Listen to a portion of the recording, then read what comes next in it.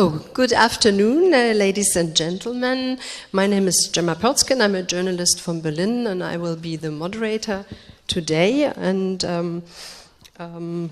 welcome to this panel discussion, where we will try to look very much back in the history. This year, 2018, it is 100 years that the First World War ended, and we have a very different national remembrance in our countries. And therefore, we thought that it would be a very good starting point to talk about these different national narratives at first. They still influence our views in the way we are taught history in school, but also by the way our media deal with this historical date this year. So we had the idea for the first hour. We have 10 minutes for the presentation of each panelist, and we will speak about the perception of the World War I in the national context of his or her country. And afterwards, we will enter into the debate about this very different national narratives of the Great War and how it would be possible to find a common European historical perspective, and if it's possible. In the end, we will have also some time for your questions from the audience. So let me first introduce to you our panelists to this session. So welcome to the right of my side, Professor Jörn Leonhard. He is a German professor in modern history at Freiburg University since 2006. Professor Leonhard is a fellow of the Royal Historical Society in London and the Academy of Science in Heidelberg, and author of numerous books also about the history of the First World War and the Peace of Versailles. And his latest book, Overburdened Peace, Versailles and the World, 1918 to 23, will be published in autumn. Is it so? Yeah. Yeah. So then we have Professor Marek Cichocki. He's a Polish philosopher, historian and columnist, and since 2004 has been curriculum director of the European Center in Natolin and chief editor of the magazine New Europe Natolin Review. And from 2007 to 2010, Cichocki served as an advisor to the Polish president. He is a permanent professor at the Collegium Civitas in Warsaw and author of many books and publications. Welcome. Then Professor Anne Dayton. She's a British professor emeritus of the European International Politics at the University of Oxford and a member of the Politics and History faculties. She has held academic positions at the university since 1997 and had an outstanding career as a historian. Professor Dayton researches and writes on a broad field of topics from the early Cold War, British foreign policy, European security, and European integration. Welcome. Professor Martin Pecker, it's a change. Professor Dan Daglaciu, he is a professor at the Faculty of Sociology and Social Work at the University of Bucharest, director of the Institute of Political Science and International Relations of the Romanian Academy, and president of the Black Sea University Foundation. In 2010, he served as an advisor for European integration to the Moldovan president, and he is the author of numerous publications, the latest about the perfect storm of the European crisis. Professor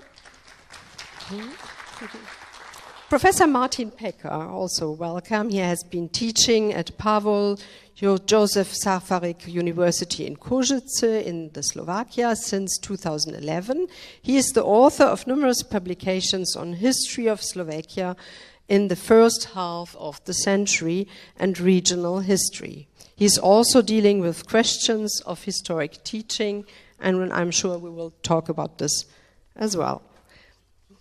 Professor Attila And then Professor Attila Pock, he is the Deputy Director of the Institute of History, the Research Center for the Humanities at the Hungarian Academy of Science and Executive Vice President of the Hungarian Historical Association.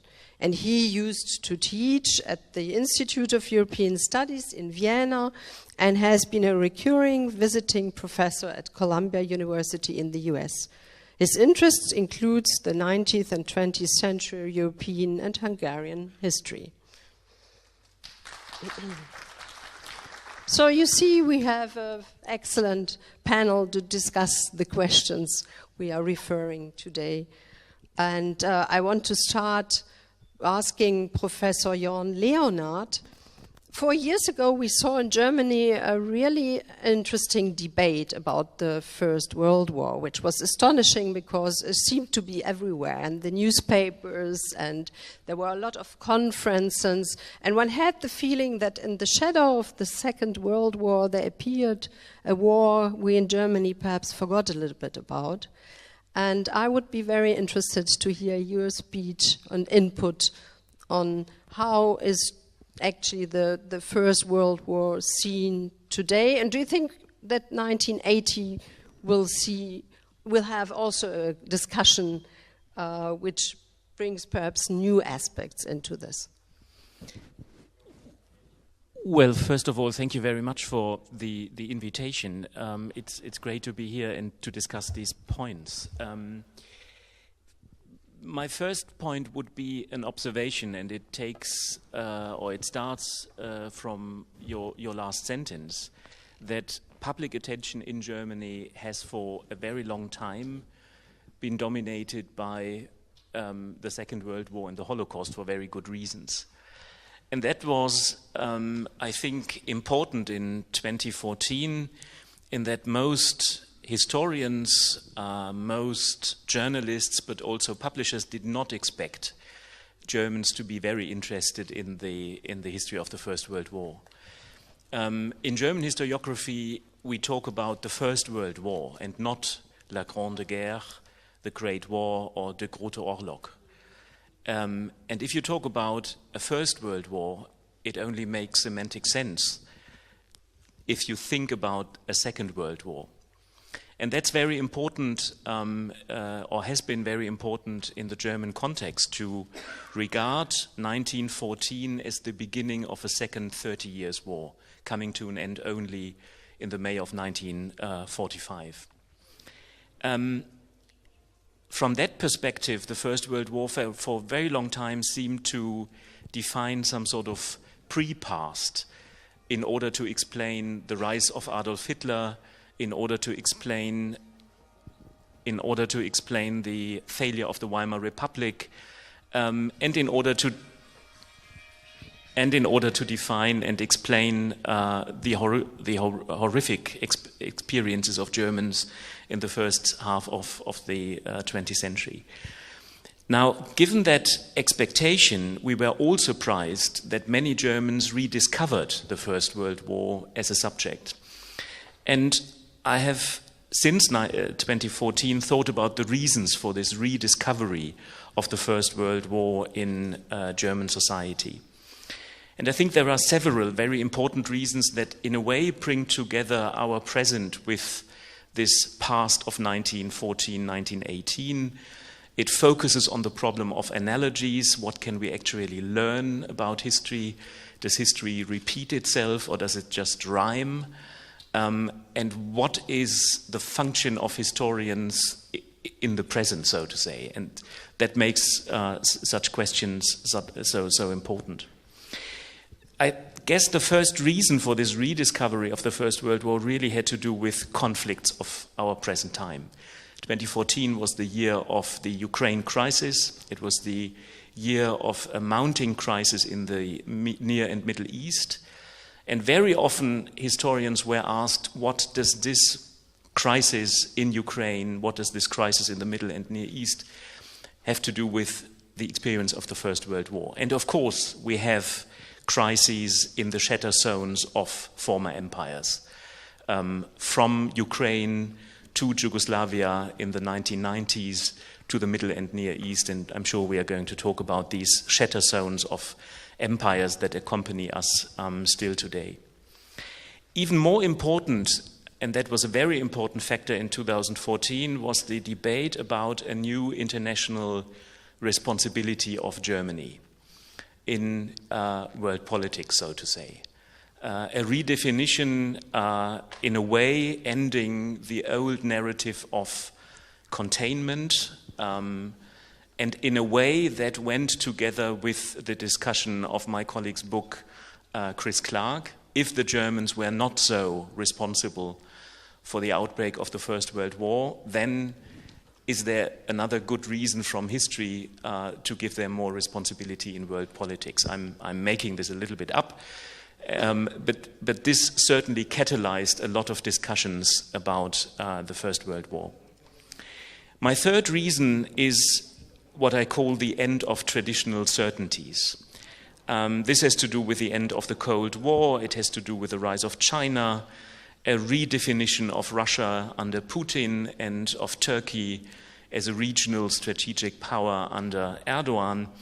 And this, in a way, has led to a search for analogies. Is there a basic similarity between the uncertainties before 1914 and the uncertainties in international politics in 2014? And that was a kind of leitmotif in a lot of German discussions about the First World War. One could say that as before 1914 you had winners and losers, you had perceptions of decline and fall, and you don't have any longer the kind of structural function of a Cold War dichotomy. And that brings me to my point, which I've already mentioned, and that is the search for analogies, the idea that one can actually learn something for the present if you look to history. I'm, as a historian, very skeptical about that, because history does not repeat itself, but it rhymes, and it makes it possible to see more in the present. That would be my line of argument. My guess is that since 2017 we have, in a way, also discovered other political developments that bind us to the First World War, and the most important of that is the discussion about the end of an American century.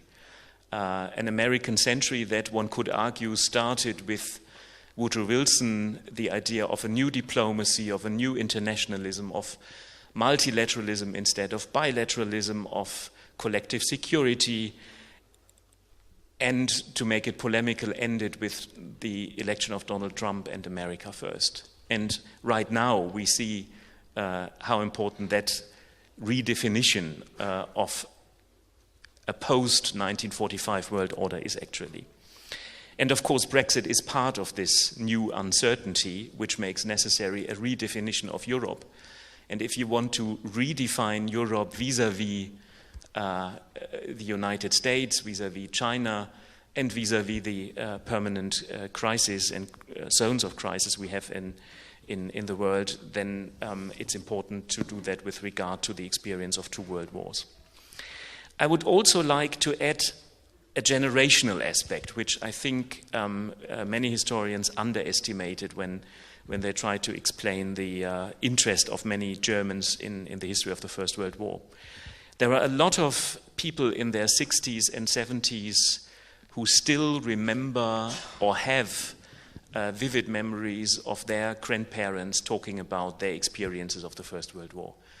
I have seen so many local exhibitions in Germany and in other European countries that make it clear that there is a kind of generational memory which is still there. There are a lot of private collections, private archives, and a lot of people rediscovered the First World War via the history of their grandparents. This generation of the people who are now in their 60s and 70s is also important because they experienced one of the most important debates in the 1960s, and that was the Fischer controversy over the particular German war guild. That was the first Historikerstreit, the first historical controversy of the young Federal Republic, made possible by the Spiegel, by Rudolf Augstein, just a year after the Spiegel affair and the Spiegel crisis.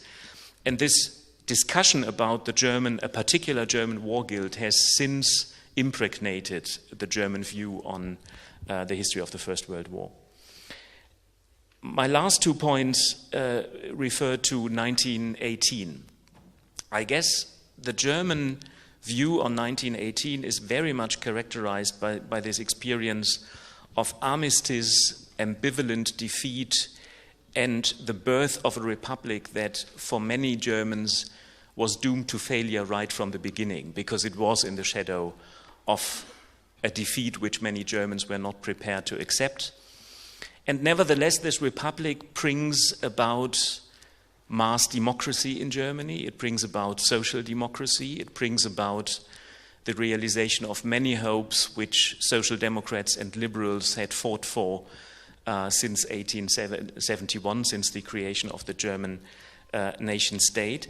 But this republic remained under, so to say, the shadow of defeat and the Versailles trauma. And I think that debate is very important in this year. Is the Weimar Republic doomed to failure right from the beginning? Or is it burdened with this experience of 1918 and still had a future? This discussion about the 9th of November is, I think, very important. It's the day of the revolution. It's the day of the Hitler Putsch in 1923. The 9th November is the date of the anti-Semitic pogroms in 1938, and it's the day when the Berlin Wall came down. And I think that really gives you an idea of how many layers of historical time and historical experience are amalgamated in the German perspective on the First World War. Thank you very much.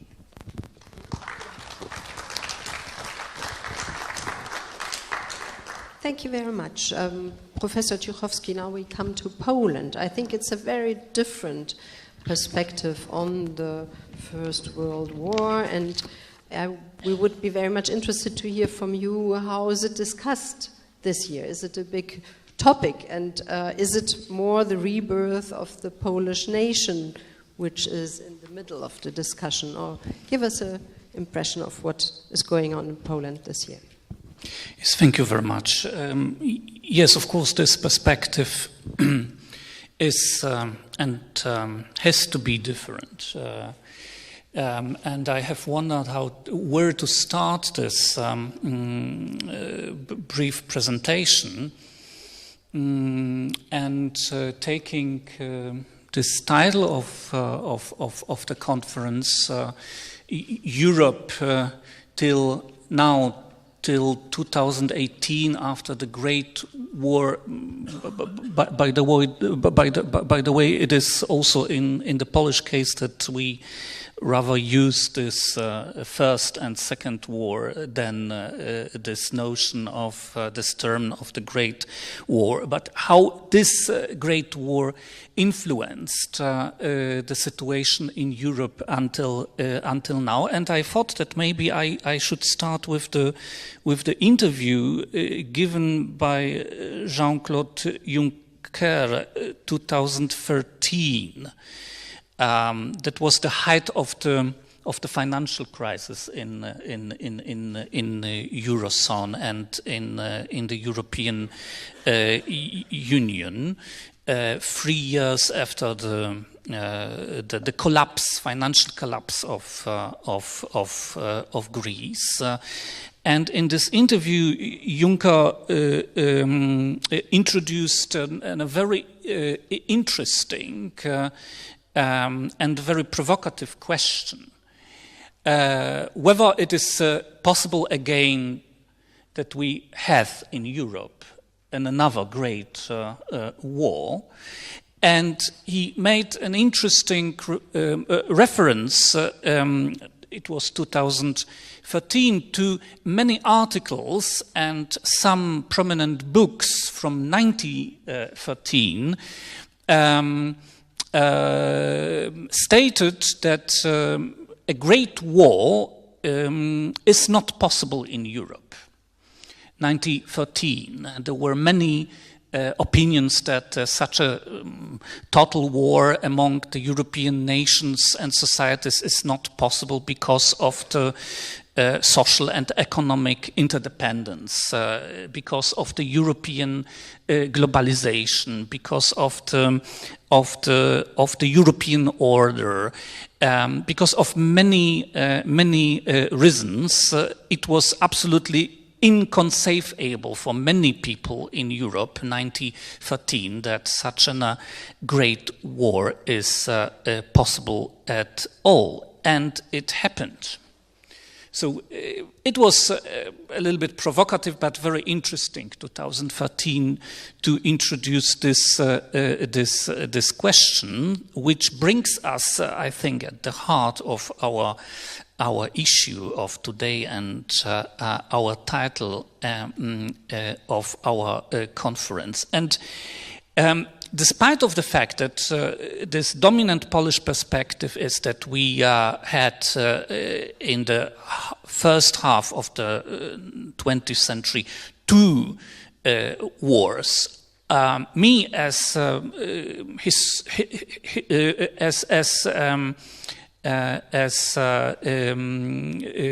one who is interested mostly in the history of ideas, I like very much this idea of Zygmunt Neumann about another great 30 years war in the history of Europe in the 19th century. He stated 1946, because I think it is an interesting issue, the relation between these 2 events, these 2 wars, the first one and the second one.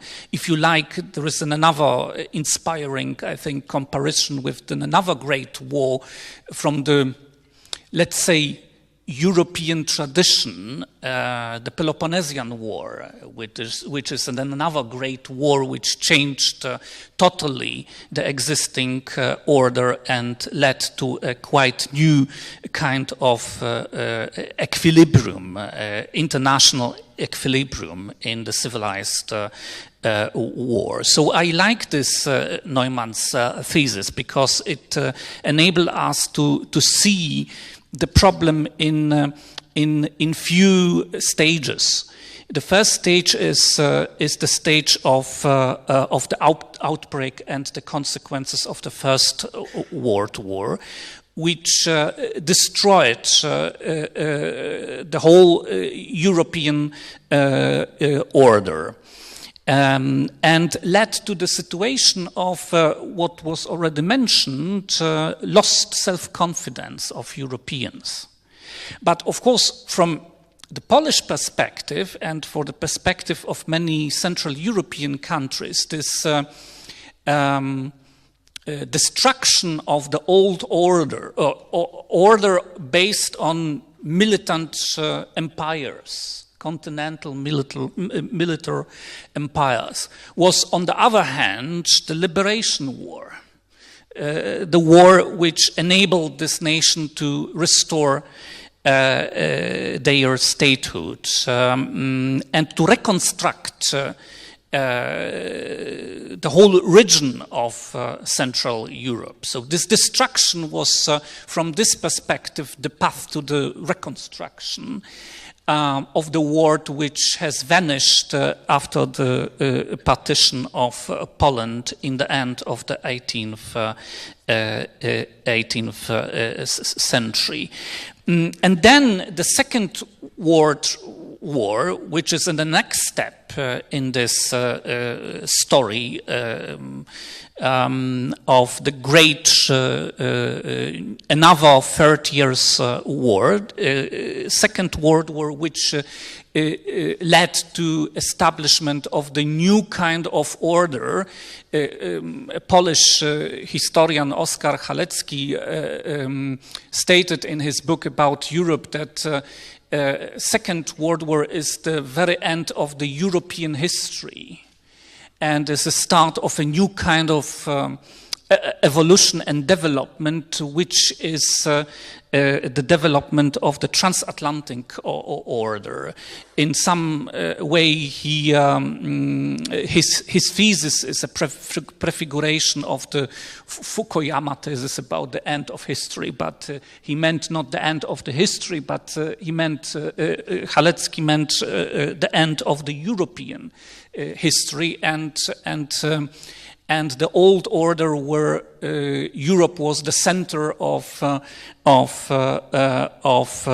whole world, and the start of a new kind of order, global order, with the dominance of United States over Europe. And I think it's good to remind ourselves about all these stages, because it leads us to the conclusion that what is at the end of this process in Europe, namely the European integration and the European Union, is not necessarily the outcome of the victory of Europe, but rather this is the way how to tackle the problem of the lost self-confidence and self-strength of Europe, rather, and the result of a certain, let's say, helpless of Europeans vis-à-vis new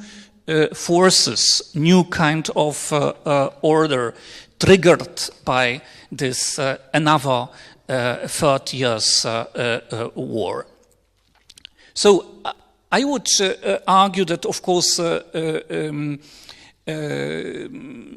First World War and Second World War is still relevant for many ways of thinking in Europe and how Europeans perceive themselves nowadays. But of course, still the problem remains that this experience is interpreted differently in different parts of Europe, and especially for the Western societies, First World War as a great war is a huge destruction of the old culture, of the old political order of Europe.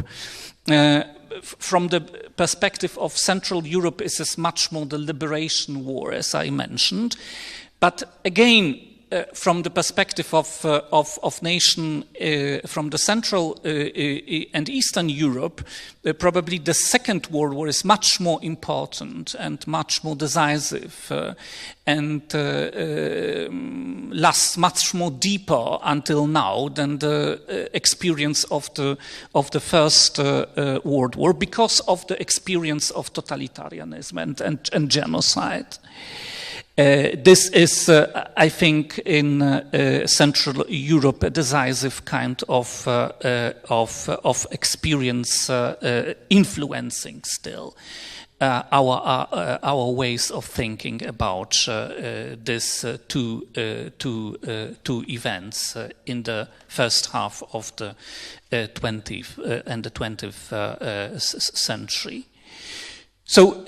Is there any, and that was already mentioned, is there any parallels, any analogies between our current situation and what has happened in the result of the First World War and then as the outcome of the Second World War? I am also skeptic against historical analogies. They can be helpful, but they cannot explain everything.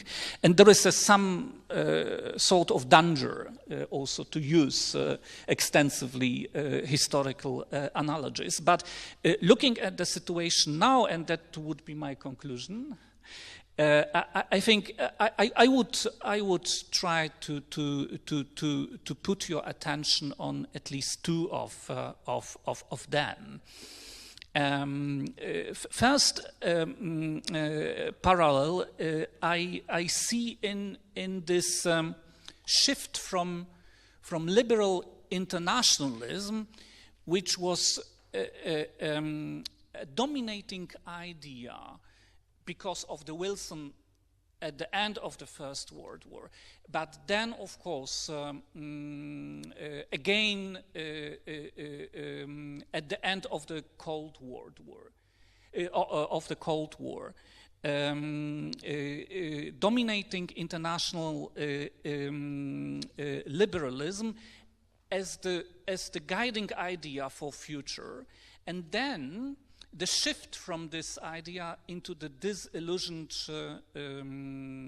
realism in the politics, and this is something what we can observe in the interwar period, and again in the first 3 decades after the end of the Cold War.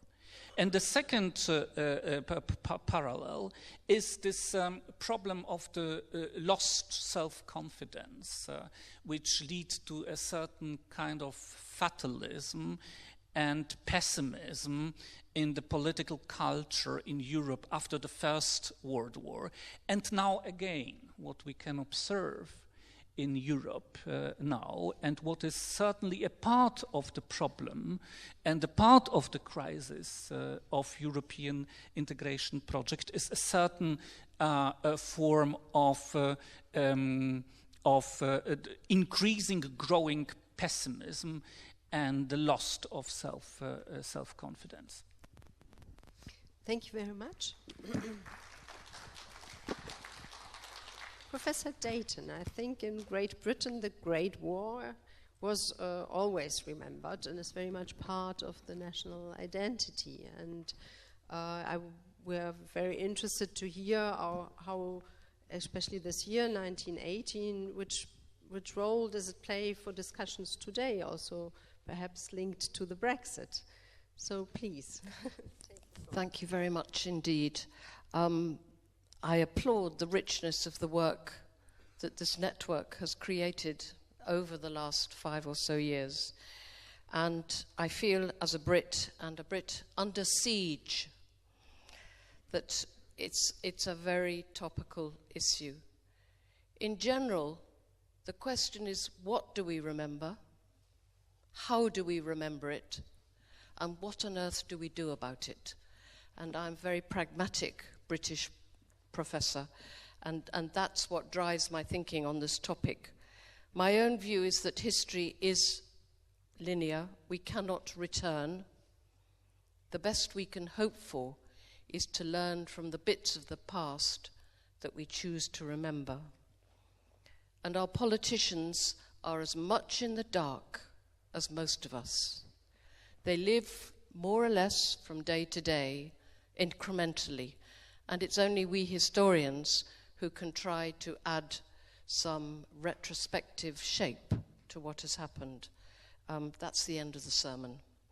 I'm going to talk about Britain, and until recently, it has to be said that compared with Romania, and it's the first time I've been here, and it's very hot here, and I think that one of your historians said that Romania is thrown from one side to the other by the waves of history. Well, we in Britain, until recently, have had a rather dull history, to be quite honest. Our view of the past is largely heroic. We were successful in 2 world wars, the first and the second, and I take all the points that Jörn has made about what we call these wars.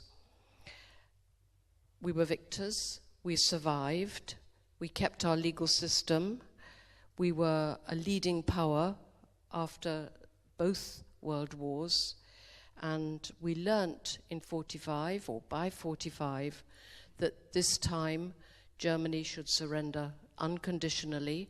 There was to be no messing about with stabbing in the back and all that kind of politics. So there was a tough streak to the Brits and the Americans.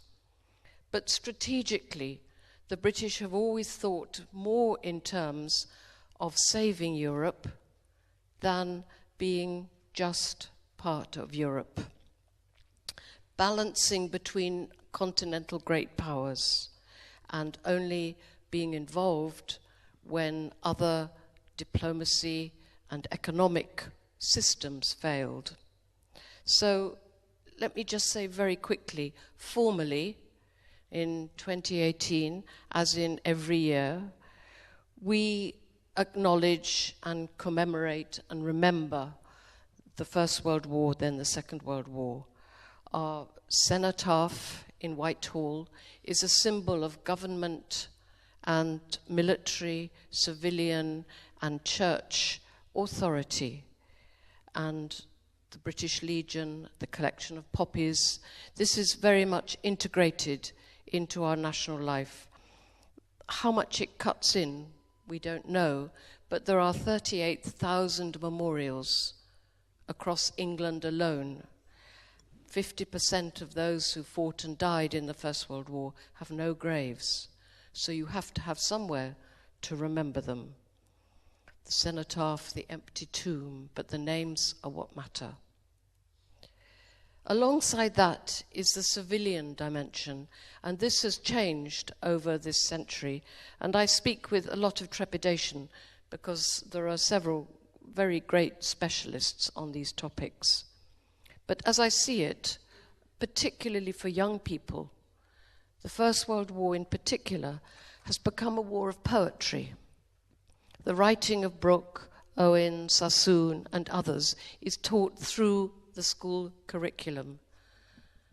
Many of our children understand more of the pity of war than they do of the strategy of war. Perhaps that is inevitable with the passage of time. On the radio, we've had, since the beginning of 2014, a weekly program called Homefront, which traces a life of a slightly dysfunctional community in Kent over the course of the war, linked every episode to events on the continent. So, in a sense, the experience of war on the continent and beyond is domesticated through radio programs. And I should also flag up that Margaret Macmillan, one of the great writers about the First World War, is giving the series of wreath lectures, a very well-established radio series given by a senior scholar on the subject of war. She's a Canadian, and that is an area I will return to. Individuals have been very active over this centenary, 2018. To give a tiny example, in St. Giles Church in Oxford, where I live, there is a brass plate in the church for 18 local men who died. They have nothing in common, not religion, not profession, not age, not marital status. But their pasts and their personal histories are being investigated by relatives and those who live nearby. And I think that raises a very interesting question about this domestication of the Great War. I'm going to make one more point, and this is not so much about day-to-day remembrance, but the impact of the end of the First World War, which was my topic, upon our politics. Because where continental empires dissolved in 1918, the Brits got to grow their empire. We were outliers in the post-imperial world of 1918 onwards. We wanted institutions, global institutions like the League of Nations and with it the International Labour Organization. We wanted collective human rights, but we still kept our empire. And over this last century, we Brits have been very good, until recently, at actually forgetting what losing an empire is like. And I have to mention this today of all days, because empires have consequences which you in Romania and other countries in this part of Europe are very aware of, but we are only incrementally aware. The Palestine-Israel outrage of yesterday can be traced right back to the Balfour Declaration and the giving of the mandate of Palestine with Jordan and Iraq to the United Kingdom after the First World War. The blood is on our hands.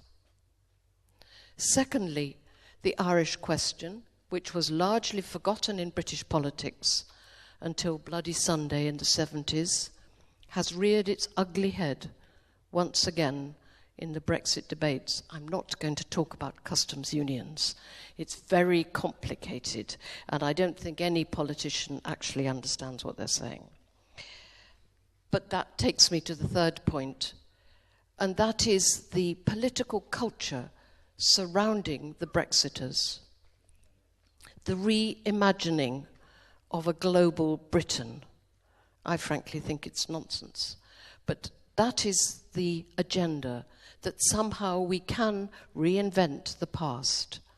The Commonwealth Conference, Five Eyes, the white global intelligence networks, the sense that we can trade independently with our old Commonwealth friends once again.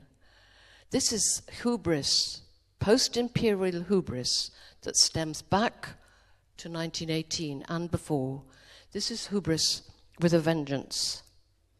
And it is the most depressing time for professors of European history that I know in the whole of my professional career. But all is not lost. And the last point is about youth. All the polling for those 18 to 25-year-olds, all the polling is that Brexit is a nonsense, that young people want to be able to travel, to move, to go on Erasmus, to be European. They do not understand the hostility and the covert racism that exists in much of what is going on in Britain at the moment. And they're very much part of the demand for another referendum, because, of course, over 2 years, we have 2 more tranches of young people able to vote. Those who were 16 will now be 18. And so all is not lost. But I have to say, as a historian, Brexit feels as though it's part of the Trump agenda, of the politics of personality, of whim, of emotion, and not the politics of international institutions.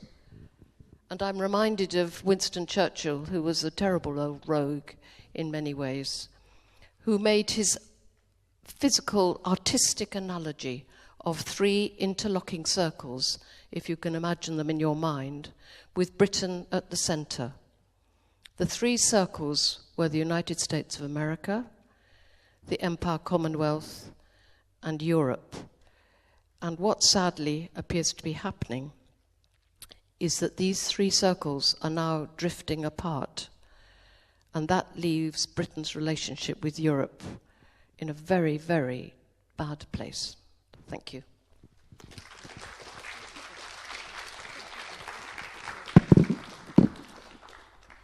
Yeah, now we come to Romania. We heard a lot about losses, but I think in the Romanian case, the kingdom grew after 1980 with new parts of the country, and it would be very interesting to hear, which remembrance is discussed today here in Romania.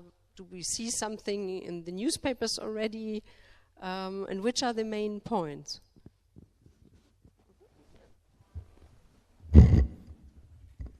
Does it work? It's fine? Mm-hmm. Okay. So, thank you. And not being a historian, a professional historian, let me get to the challenge of this panel fierce and hope now and then in a more sociological manner, if you want. Of course, Romania is part of this story, but I'm trying to do in my 10 minutes is to offer a sort of framework through which we can understand better then and now, 1918 and 2018. So I'm not going to anticipate, but my presentation is about the way in which the legacy of 1918 is still with us. We like it or not, it's a different matter, a different point. So 4 points I'm going to make here. The first one is the moral point. The second one is it's about identity. The third one, political aspects, and the last one, it's winners and losers, and the way in which we are fighting again. It's better? Oh, yeah. It's okay, thank you. Now, 4 points I want to make. So the first one, it's about the moral aspect. The second one, it's about identity, the political aspects, and the last one, the winners and losers, in the way in which we are dealing with the memory of the First and Second World War. Now, then and now. So in 1918, what we had was self-determination. And I think it was it was an essential concept, because what we have today in 2018, it's separatism. So when we talk about self-determination, what we have to have in mind is, and I think this has been mentioned here, it's a very strong moral concept. Self-determination, if you want to understand this concept accurately, you have to go back to the 19th century. Because the self-determination was about, I don't know, Rousseau et la volonté générale, was the legacy of the French Revolution and the American Independence War. So Woodrow Wilson was an idealist, because his point was that self-determination was not an end in itself, it was an end for itself. So self-determination was important because it was important for, not necessarily only for the nation states, but for the world as such, for democracy, prosperity, and so on and so forth. So self-determination at that time was a very moral concept. It was arguing in the name of self-determination meant that you were arguing, you were on the right side of history, or at least on the moral side, on the moral path of history. What we have today is secessionism more than self-determination. And a secessionist or a separatist is not a self-determinist, in the sense that it's not very moral to argue in the name of separatism. What does it mean? Now, if you are a separatist and try to make your point, I mean, you have to jump into the intricate, I don't know, pieces of legislation, European legislation, international law, and try to set up different sort of foundations or networks and so on and so forth, to try to set up some lobbies in order to make your point, being a separatist. But you are not on the moral path of history, so to speak. So what's the difference? I mean, I think that one of the key issues we have to understand from this is that we still believe that the self-determination is important. And we still believe that nation-states are significant and maybe the most significant political actors. Is it good or not? It's not a point. But what I'm trying to say is that in this respect, the legacy of 1918 is still with us, although we are not verbalized it, in the way it was verbalized after the First World War, for example. The second point is about identity. Now, in 1918, it was about a Pax Americana, so it was a political order based on nation states. What we have today, it's, well, nation state, it's there, but at the public level, at the public discourse, it's a little bit different, because what we have, and it's a plus, it's European identity. So we talk a lot about Europe, European identity, and so on and so forth. And we try to create this identity, although it's not very easy. And if you go back in 2003, for example, because anti-Americans has been mentioned here, in 2003, for Habermas or for Derrida or for other very prestigious European thinkers, it was very clear that European identity has been created. Where? In the streets. Because all the Europeans were protesting against the American invasion in Iraq. And in 2003, very prestigious newspapers and magazines, European newspapers and magazines, in the same day have been published articles about European identity. And the starting point was that the people all over Europe, went into the streets in order to protest against American invasion. So anti-Americanism was a sort of content for the European identity. So, and we had yesterday or a couple of days ago, Carl Bildt, very angry in Washington Post, talking about the American President Donald Trump, and very angry because Donald Trump was apparently against the European sovereignty. Well, I'm not very sure. It was about, what does it mean, European sovereignty? That's not the point. The point is that he was very angry that he was against Europe. Now, again, this story about US versus Europe as a content for European identity, which is a little bit problematic. And my point is that, well, European identity is fine, but if you look at the figures, if you look at the numbers, if you look at the sociological survey, the picture is a little bit different. And in Europe, they have this Eurobarometer, which is, since 1992. It was held since 1992. And this Eurobarometer, it's patronized by the European Commission, and they have this question about the way in which the Europeans identify themselves. And they have 4 options, for all European, European and national, national and European only national. And you know, the thing is that how many Europeans are there in Europe? Well, according to the surveys, 2%. Well, it's astonishing or not, but these are facts. So there are 2% Europeans, only Europeans, 7% Europeans and national, and 90% only national and European. This is the way the Europeans have identified themselves since 1992. If you look at the figures, if you look at the graphics, I mean, they are unchanged.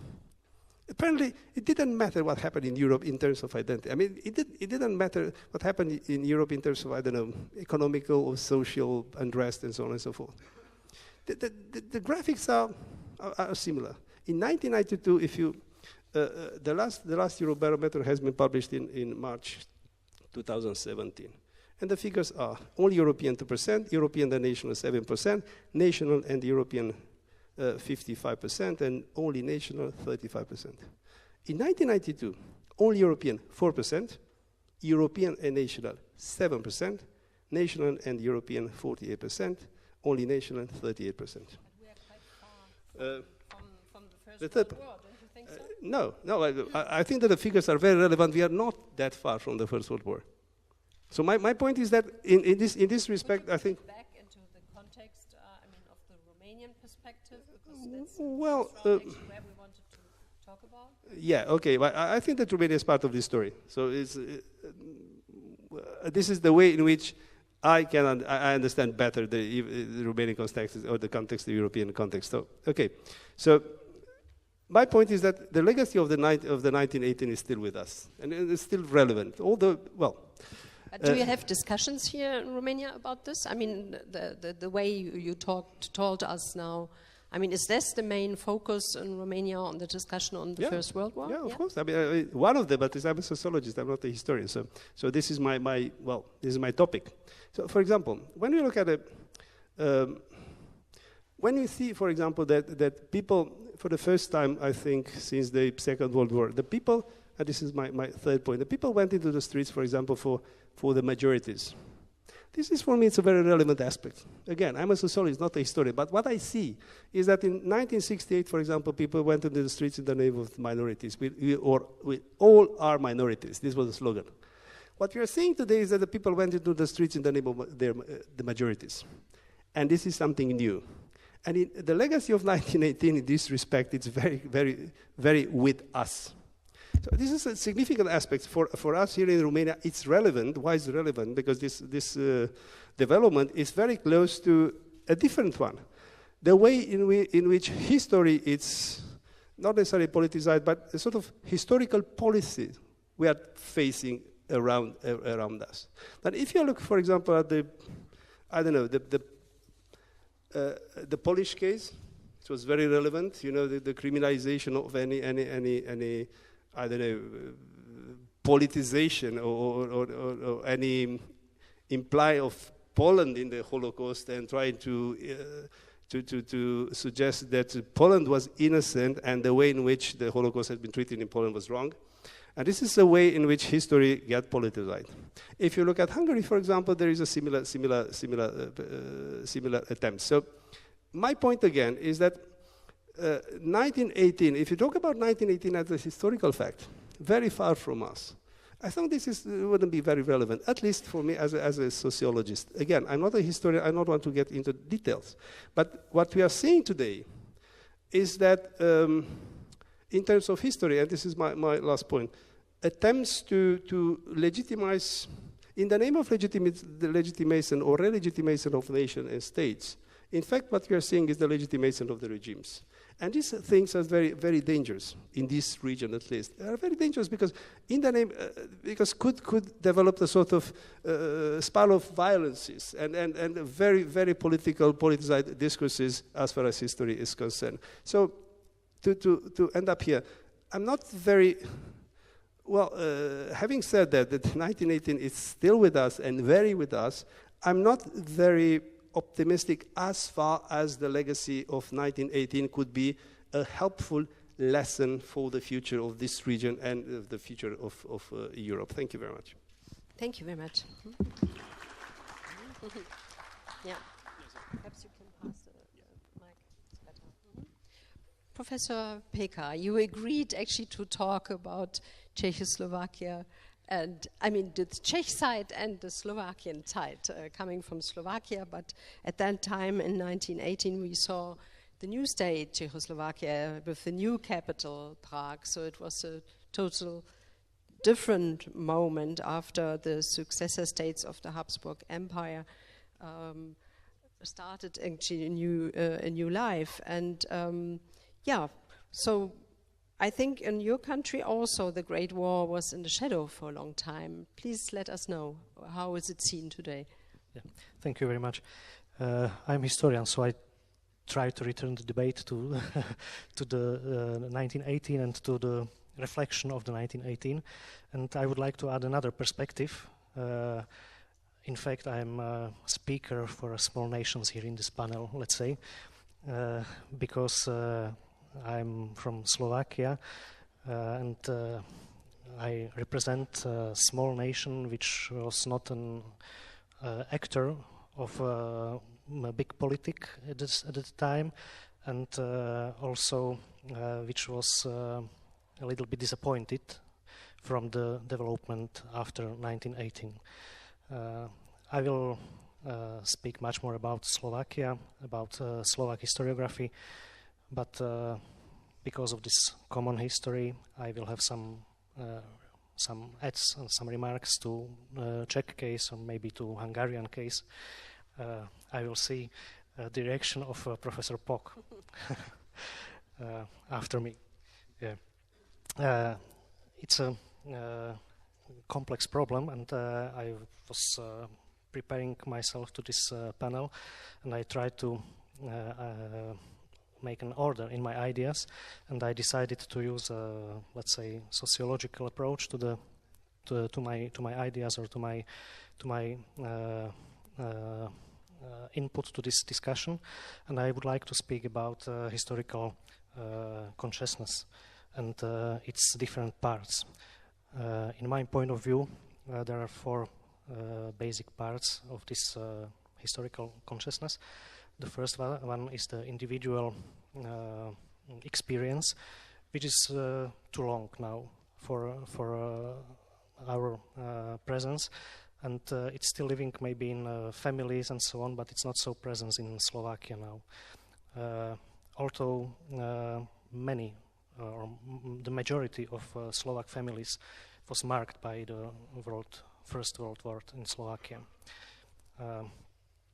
But the development after 1918s and the other big anniversaries, the other big problems of the 20th century replaced the 1918 in the Slovak families, I would say. The second part of this historical consciousness, in my point of view, is the contemporary ideological interests, and that's the answer for the question. Maybe a part of an answer. What do we remember now? Yeah, it depends sometimes, or in very much cases, from this ideological interest, common ideological interests. And then I'd like to speak much more about academic history and collective memory. These two parts of historical consciousness are basic parts of my input to the discussion or to the panel. And I would like to add another important remark. We are in the space in the Central Europe where different national narratives are in a competition. So the Slovak case is one of the narratives, and it is in competition with, let's say, Czech and Hungarian narratives too. in the case of 1918 too. So when I go to the academic history and to the situation in Slovakia after 1989, because I don't want to speak about all research and about research before the fall of the communism, I would say that the situation in Slovakia is much more oriented to own pains, let's say, and to own problems, and it's our perspective. It's not about great ideas or some big issues of the First World War. The situation in Slovak historiography, it's much more about own problems, own pains, own struggle, which were connected with the First World War and the year 1918. And generally I would say that the Marxist revolutionary historiography was replaced by the nationally oriented historiography in 90s. Yeah, it was so, let's say, general process, and it was also connected with the selection of topics which were researched by the historians, and the topics I can mention some of them. Let's say autonomist movement, minority questions, borders, and so on. Were mostly political and oriented to own problems again. Yeah. Recently, I'm speaking about 9, 10, maybe 15 years, the Slovak historiography is trying to find new approaches and to react to new trends in the historiography generally, because the Slovak historiography, I have to say, has a big handicap of this 40 years communism in the field of theory of research and the theory of history and so on. So let's say in the last 15 years there is a much more interest to find new approaches about change of elites, about social history, social aspects of the First World War, and also about military aspects oriented much more to Slovak society.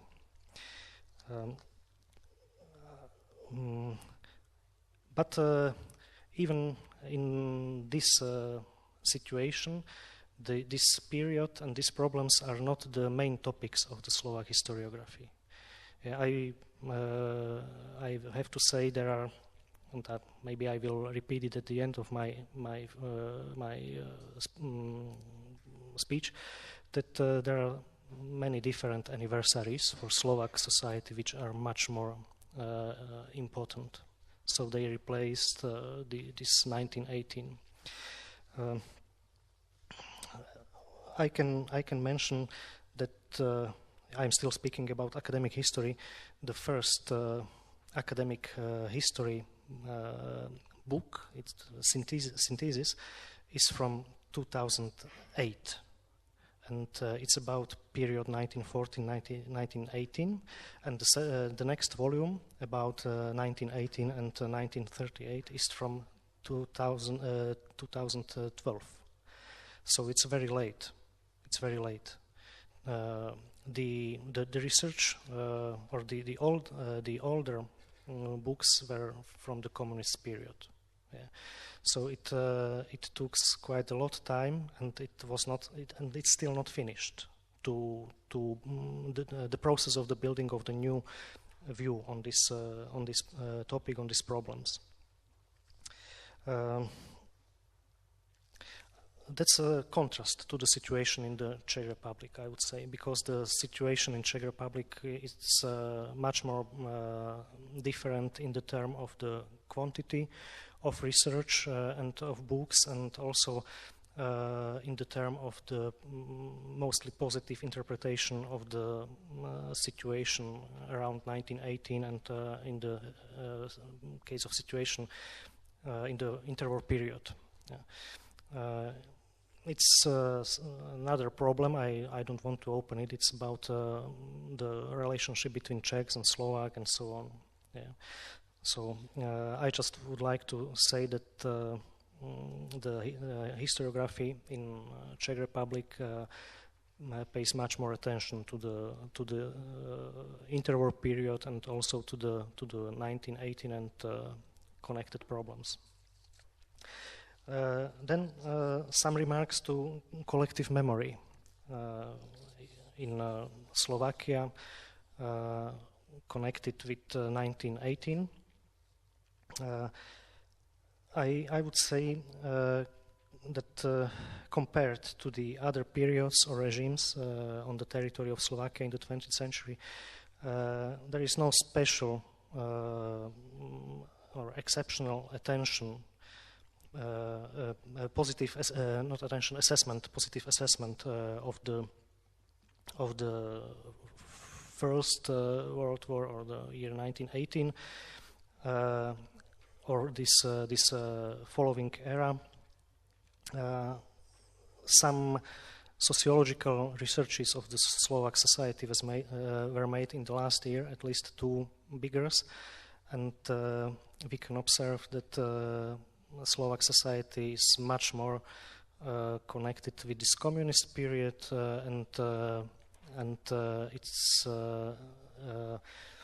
this, let's say, 60s and then 80s are much more positive evaluated than the period, the interwar period. It's a little bit paradox, but there are some ideas which can explain the paradox, of course.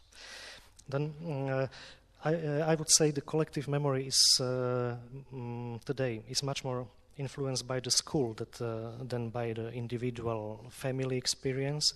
And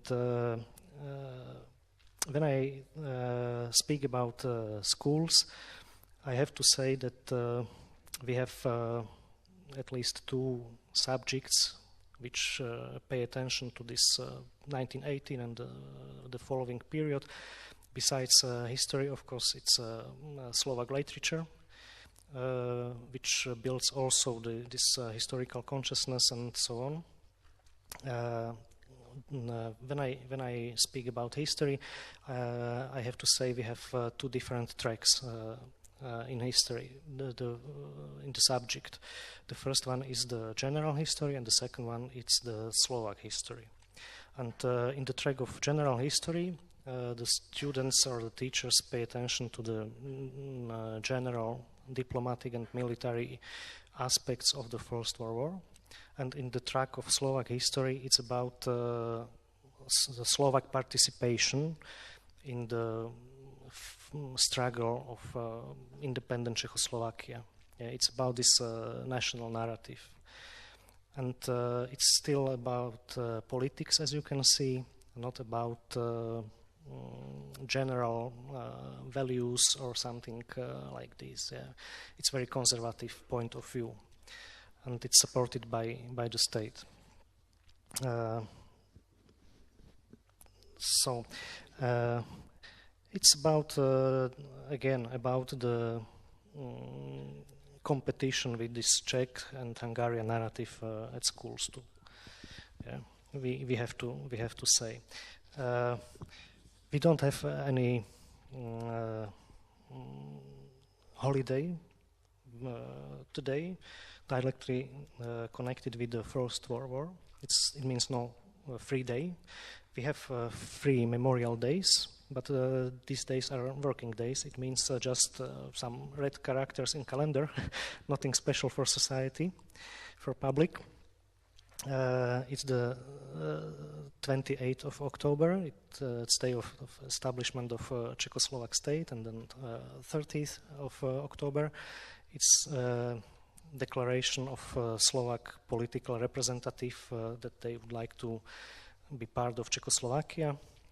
And then it's the 4th of May, the date of fatal accident of Milan Rastislav Štefánik, who was the most important politician, Slovak politician, participated by the establishment of Czechoslovakia. So there is no significant presence of First World War in the public space, just small local memorials, and there is only one or to the small memorials we can count also some cemeteries, but there are not so many cemeteries in Slovakia because on the territory there were not so big fightings, only on a small part. But there are some cemeteries, and there is only one central place of political commemoration, but it's not about 1918 or the First World War, it's about Milan Rastislav Štefánik again, who is connected with the First World War. And that's all about this collective memory, let's say, in Slovakia. Now, just two last small remarks, and I will finish. Okay. Now we have this centennial anniversary, so maybe there is a question of we will have a rediscovery of this historical topic. I don't know. We can observe many conferences, exhibitions, and so on. But this I am not very sure that it will be a new this new wave of commemoration that it will be successful. I don't think so, because and that's my last point. As I mentioned, 1918 we celebrated, but we have also 1938. It means destruction of Czechoslovak Republic. We have also 1948. It means Communists' Cup, and 1968, the Warsaw Pact invasion of Czechoslovakia, and this historical anniversaries are much more alive in the individual memory of the society, I would say. Thank you very much. Yeah, thank you for this speech, and now we come to Professor Attila Pok, and he will speak about Hungary. For Hungary it was really a turning point in history. So how is remembrance today?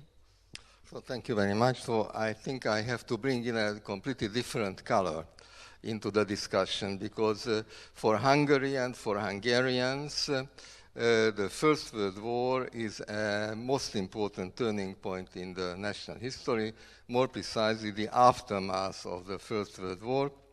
There are very few, hardly any, historical issues in Hungary about which there would be such a huge consensus that the aftermath of the war and the peace settlement following the war was one of the greatest national tragedies. Just a few figures as a commonplace for Hungarians. Just keep in mind that before the war, Hungary had a territory of 282,000 square kilometers, after the war, and still 93,000.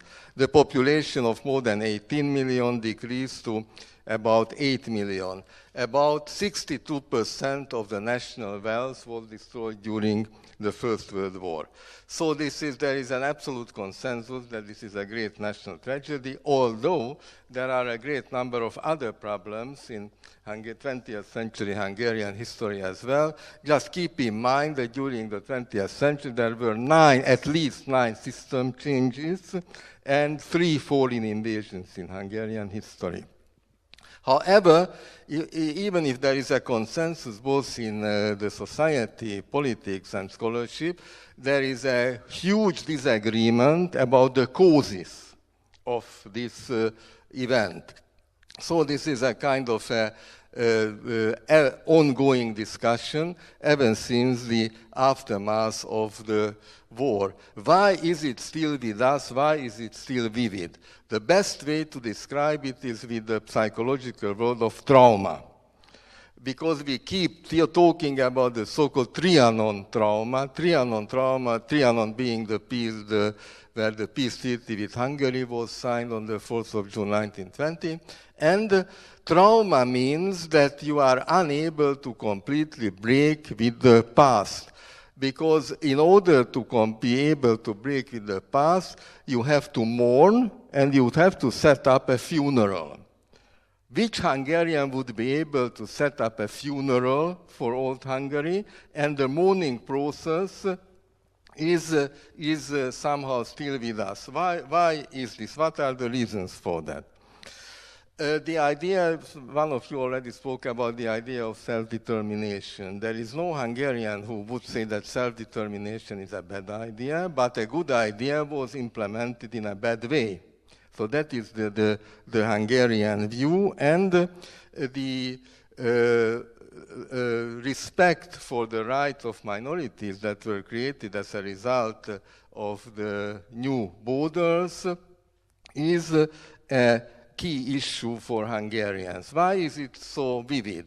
There is practically no Hungarian family on the territory of present-day Hungary that wouldn't have relatives, friends, etc., in Transylvania, in the southern part of Slovakia, which from a Hungarian point of view is Upper Hungary, etc. So this is vividly with us, and in the aftermath of the system change in 89-90, a lot of Hungarians saw that border changes are possible, not as if any Hungarian politician would have ever seriously considered the changes of borders, but it was part and parcel of the political development of the time.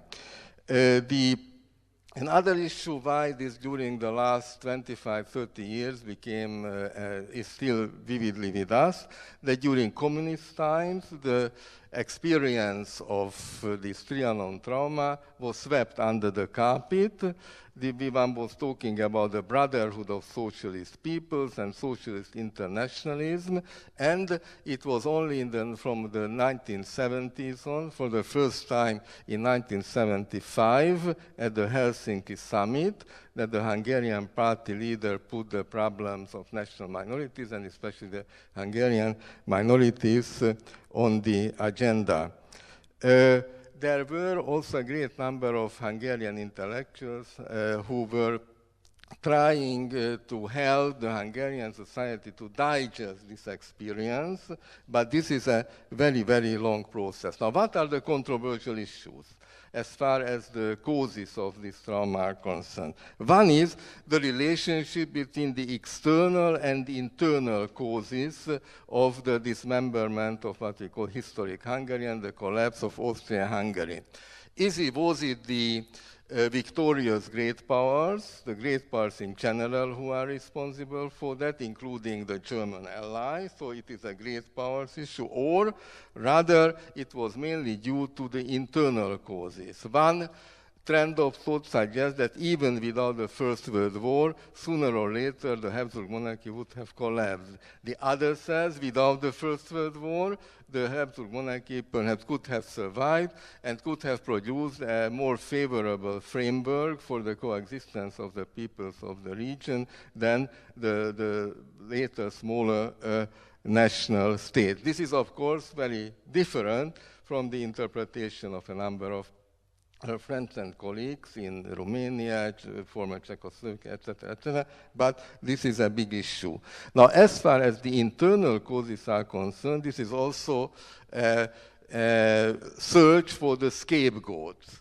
Was it the elite, so the Hungarian elite as such carries a responsibility for this tragedy, or the opposition, various oppositional parties of the time before and during the First World War?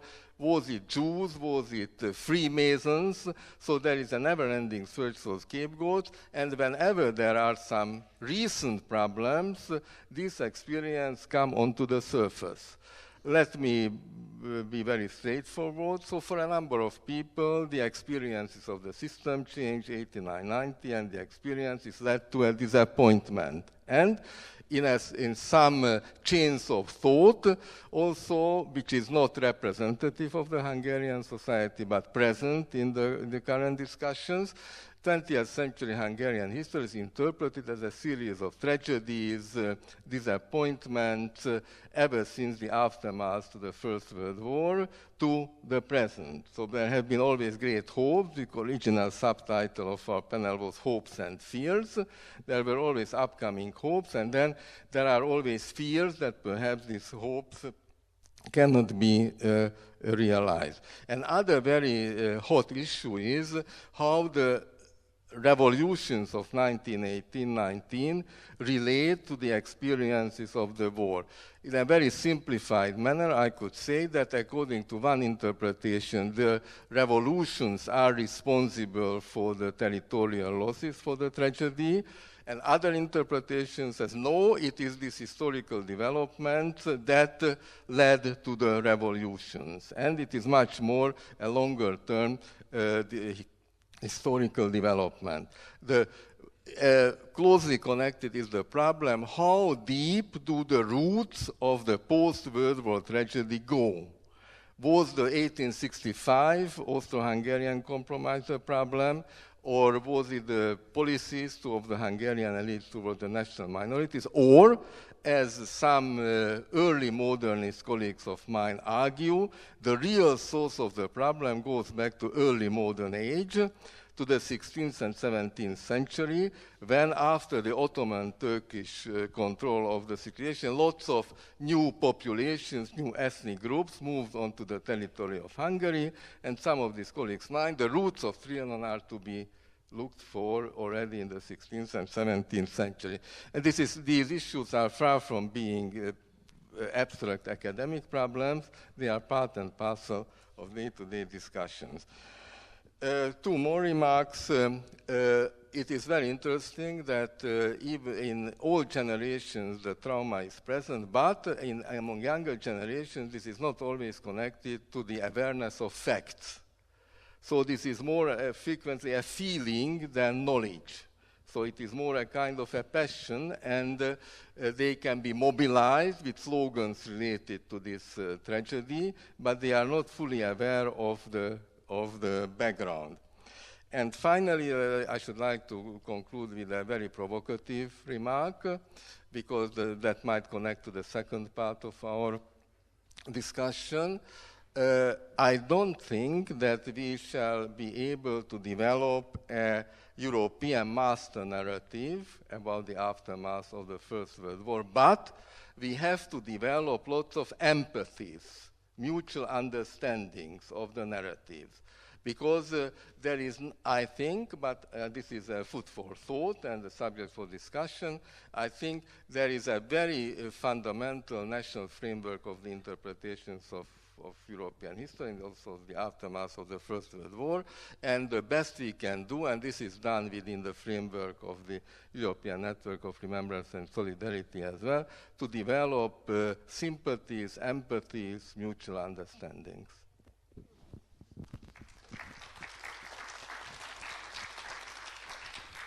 Thank you very much for this first round. I think it gave a very good idea about the very different narrative we still have, but also about the relevance all these questions still have for our time.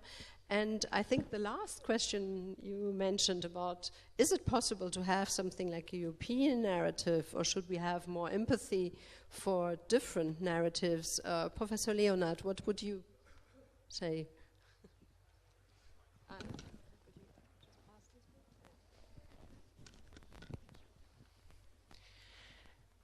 Well, one of my academic teachers, Reinhard Koselleck, a great German historian, once made the remark that what we really have to do is to tolerate the differences and to mourn the dead. And I like this very much, and from that point of view, I really agree with my colleague from Hungary. There has been a tendency to equate the differences in the name of a kind of pan-European commemoration. And I'm very critical towards that. If we don't understand the differences. I mean, if you take these presentations together, you get the idea of diversity. And my impression of what Europe really is about is a historically grown management of how to deal with diversity. And that means that commemoration is not about eliminating the differences, but understanding them. Because the problem is, if we equate the differences, we miss what really drives societies, or what drives their view of history, their political use of history, the whole problem of the presence of history. And as I tried to explain at the beginning, it always starts with language. It makes a difference whether we call the First World War or the Great War. It makes a huge difference whether we look at the trauma of Trianon or the trauma of Versailles, and we cannot equate the traumas. We have to understand the difference.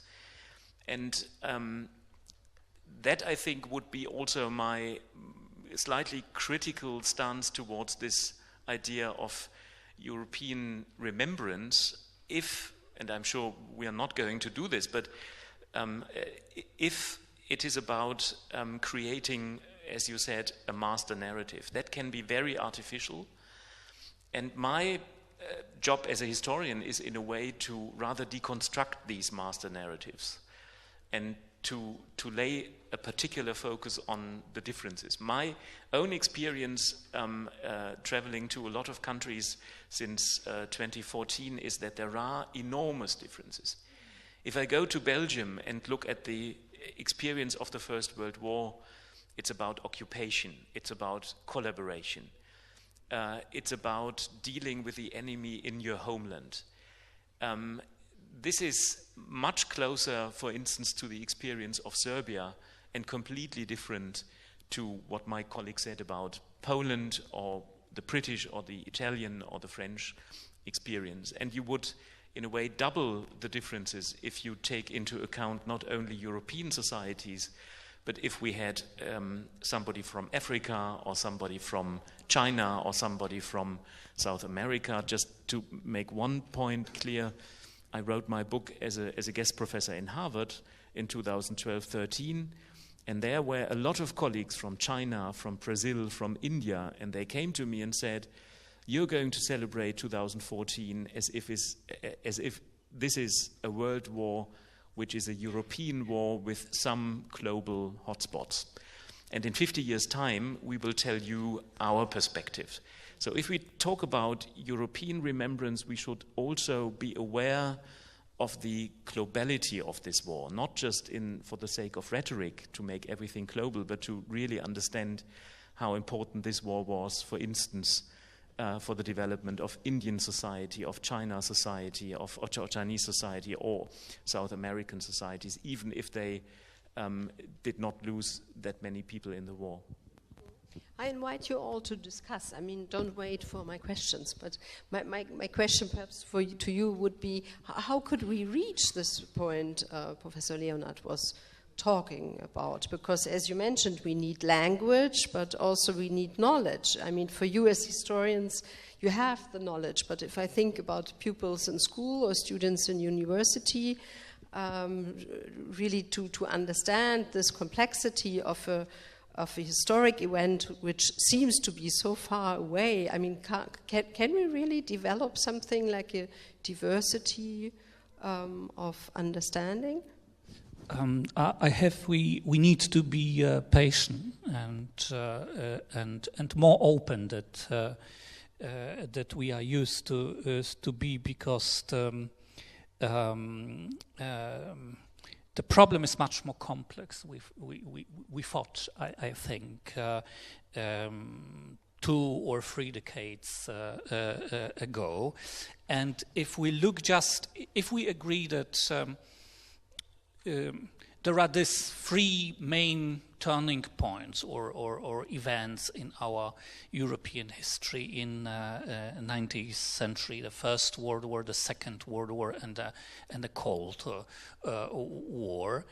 So taking just only this panel, we can see very quickly that some of us can, of course, first of all, commemorate and contemplate the end of the First World War. But, for example, people from Poland would like rather celebrate it. Which is not quite possible, for example, even in the British case, where this concept of the great tragedy and prevails, of course, in the attitude to this. If we take then the end of the Second World War, then again we have the same problem. Many in Western Europe would rather celebrate the end of the Second World War, of course, including Russia. In Poland, it would be hard to do it. We don't celebrate the end of the Second World War for obvious reasons. We cannot commemorate it. We can contemplate it, but not celebrate. And probably in all these cases, Hungary would be an exceptional case. Surely, in the first case of the end of the First War and the consequences of this First War, and again, if we take this third event, the Cold War, and the end of the Cold War, that is probably the problem which enable us to explain this question whether it is possible to create such a common European view, because I think that we would rather agree that the end of the Cold War is the moment we could easily all celebrate, probably in Europe, with different probably emotions. But I think the end of the Cold War was something which reunited us and enabled to argue that this is the moment of the real reunification of Europe. And this moment gave us also this probably illusion that this is possible, to have a common reunited vision of Europe, including probably some of elements of dominating liberal approach to culture, that we are able through politics overcome different cultural borders, that this is possible for liberal politics. And now we are facing a reverse phenomenon, the phenomenon of restoring differences among us. We observe that we are drifting apart more and more. The British case is the most extreme nowadays example of this drifting apart, and probably we have to learn something which could be this new European culture of understanding of differences. I remember from the previous times the very excellent but absolutely failed idea of establishing something like the European, it was called historique communautaire européenne. That was the idea to promote through European integration the common, let's say, framework for our different historical cultures and memories. I doubt that this is possible. The problem is much more complex. Professor Puck, I think you wanted to add.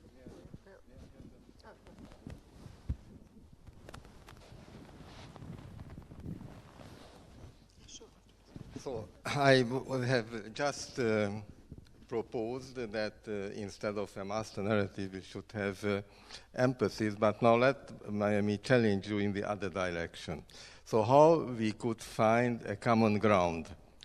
I think one common ground might be that war is a bad thing, period. So I think this is very important also in education, because when I went to school, we learned a lot about just wars and unjust wars, and we had to set up nice categories of which was just, but it was forgotten that in the just wars, as many people die, or even more people might die than in the unjust wars. Closely connected to that, as far as common ground might be concerned, if you are distancing yourself from political history, but you go over to economic and social history, so even a political victory might be an economic disaster for a country under circumstances.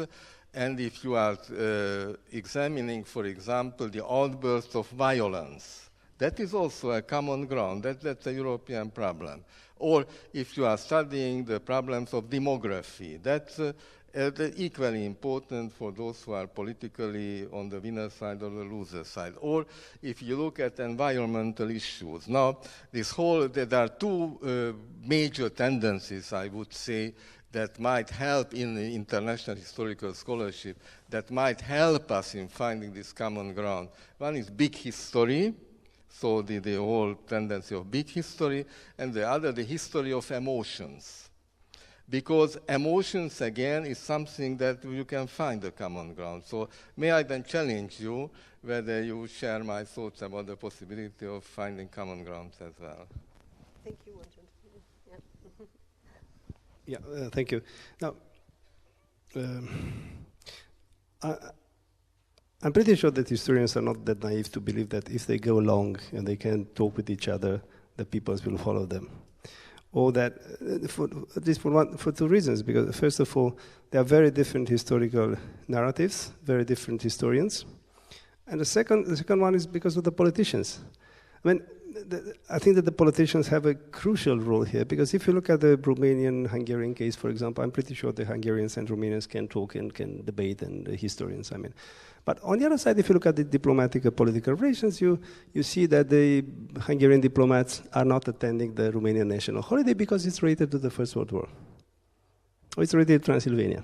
So it's a very different, there's a huge gap here. So I'm pretty sure the historians cannot fill up. I don't think the historians have I hope that historians did not have a very important role to play here. So this is a reality. The second point I want to make is that we have this, we have to understand that at the level of European Union, if you want, we see this sort of implication of politicians or politics into these historical official narratives.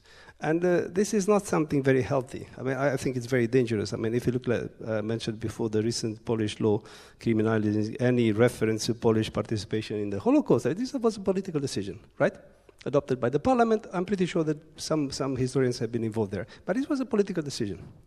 Is it good or bad? Well, it's not up to me to say, but this was a political decision. And if you look at the, I don't know, Veritas Historical Research Institute in Hungary has been founded by the Orban government. So again, a political decision. So the problem is, I think, at the political level. So what we have to deal with is not a different historical narratives, because we can do it in a very polite way. What we are facing in Europe, it's a sort of go back to interwar period when history was very nationalized in one way or another. So this could be a problem and a topic for discussion. So what we can have, it's maybe to deal with it in a more polite way. I mean, it's obvious that we should be very realistic. We cannot expect that Hungarians or Hungarian minority should celebrate, the First World War, of course. But on the other side, at least we can expect is that not to say it openly. I mean, not to say that we don't have nothing to celebrate. So it's a level of politesse, if you want. If you can reach this level, it would be fine, at least for me. But what we do see here is that a dialectic of violence in terms of not violence as such, but in political violence in dealing with historical narratives. And this could be a very bad, starting point, because at the end of the day there will be political decisions, and I think it's not a very good milieu. Thank you. Thank you very much. My remarks are quite close to my colleagues. First, I would like to say I'm quite sure that Slovak historians and Slovak politicians would not agree with your first sentence. It means how much square kilometers and inhabitants Hungary lost in 1920. But of course, we can discuss it. It means like historians, like academics, and I can understand you. You can understand maybe me, but as I said, the academic knowledge is only one part of the historical consciousness, and to the understanding of these problems have to bring also the politicians, as you mentioned, and so on. Yeah. I also mentioned that the part of historical consciousness is this ideological need or ideological interests, let's say.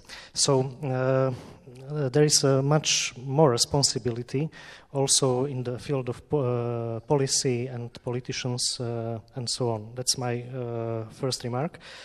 And the second remark is about this common questions, let's say, or what should we offer to students at schools and so on. I fully agree with you.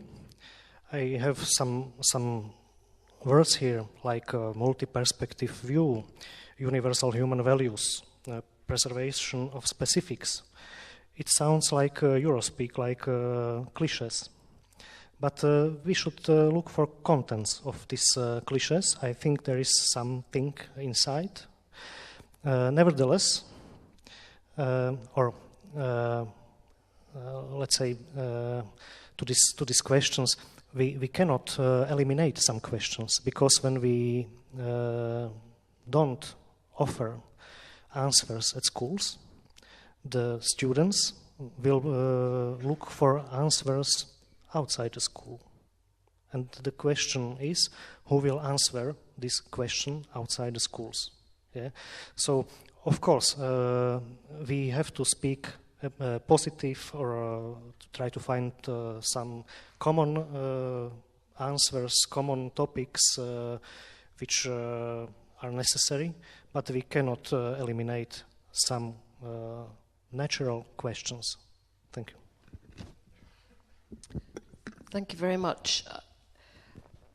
After the First World War, there were efforts to promote technical cooperation, to rebuild to the west and to the east as far as people could without treading on national sensibilities.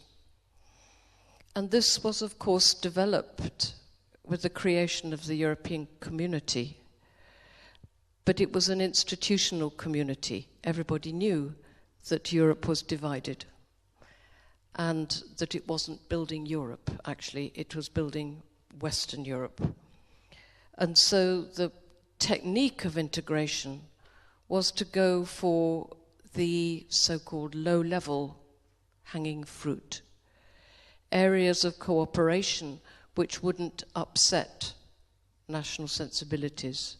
So you think of areas of more agriculture, the failure of the European defense community, which tried head-on to produce integration, which was a total French fiasco.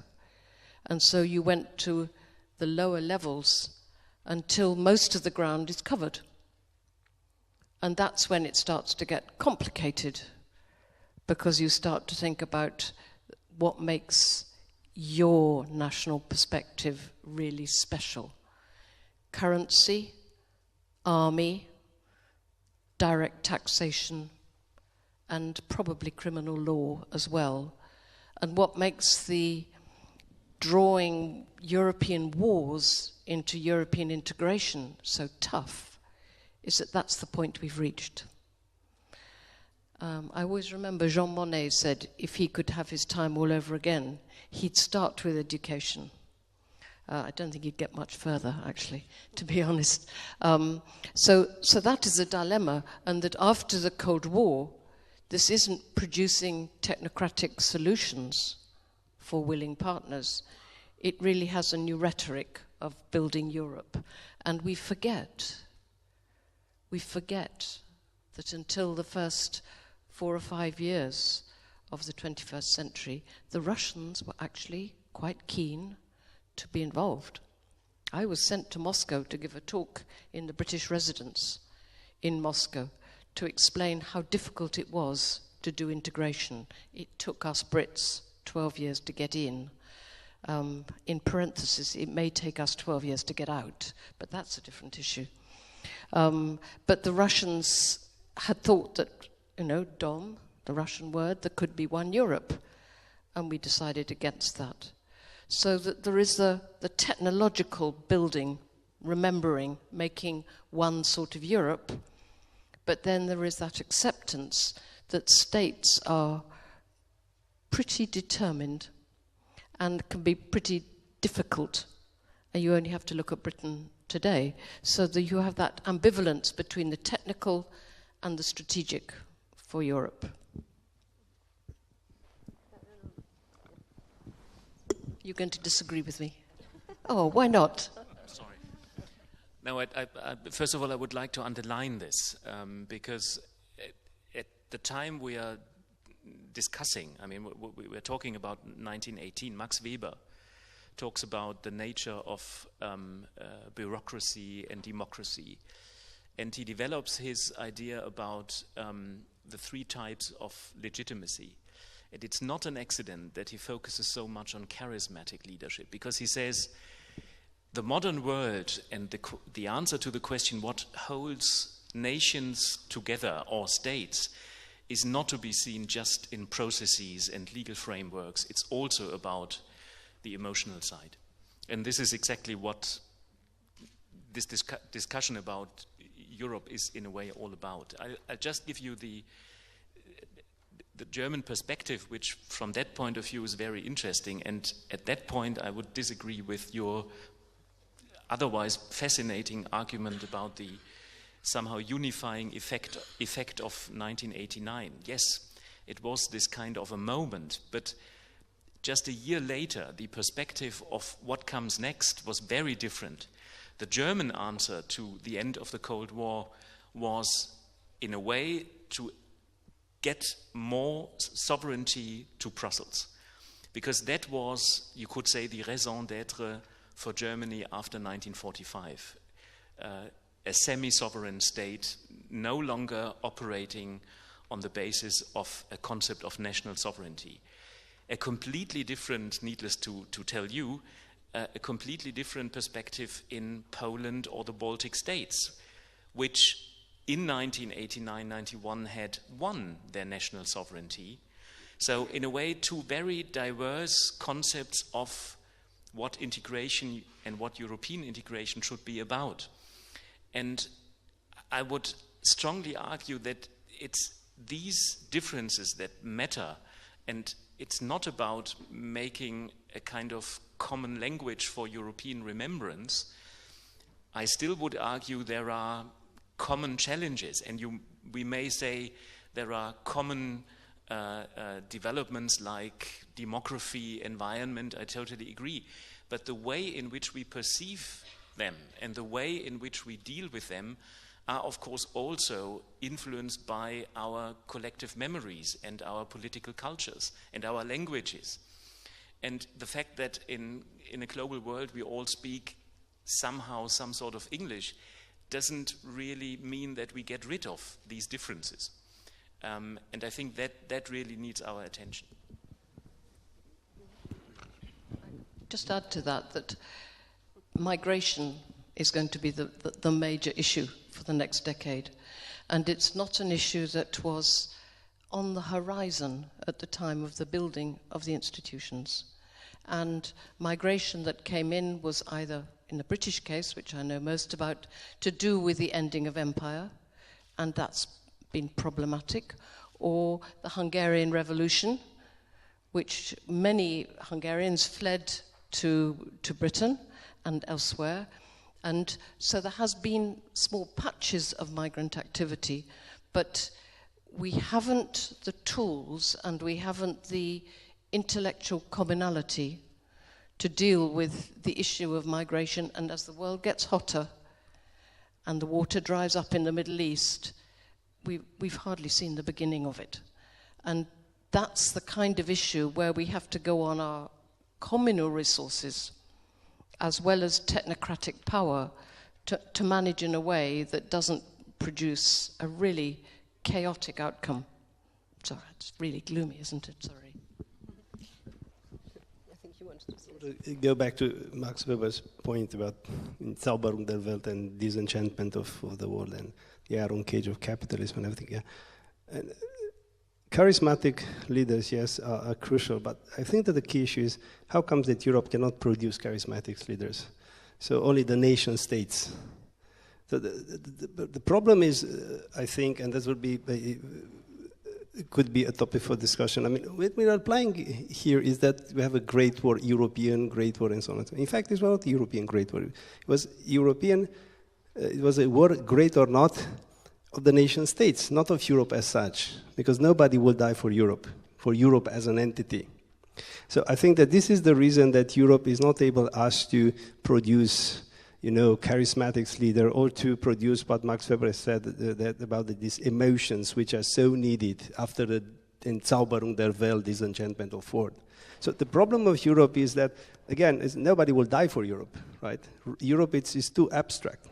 So the problem is how to put emotions and culture. By the way, the word used by Monet is culture, not education. So culture is something a little bit bigger than education. So the problem for Europe, I think, lies here, because it's, well, different challenges. Europe, U.S. migrations. How to turn these challenges into a way of rebranding or reconstructing or rebuilding the European identity, because the way in which we reacted to migrations was very national, was not European.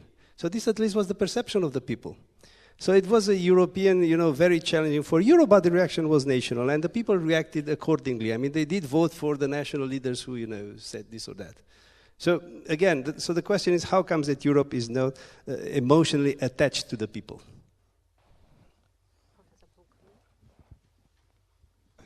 Also would like to pick up your reference to Max Weber, but not about the charismatic leader, but about his studies on politics as a profession and scholarship as a profession, as far as the differences of uses of history are concerned. I think we have to accept that the approach of historians to history is very different from the approach in education or in politics. A historian is trying to answer a question, is looking at sources. He doesn't know, or she doesn't know the answer in advance, because that's why he's doing research. He has to pose, or she has to pose, a good question. A politician knows the answer. A politician has a point.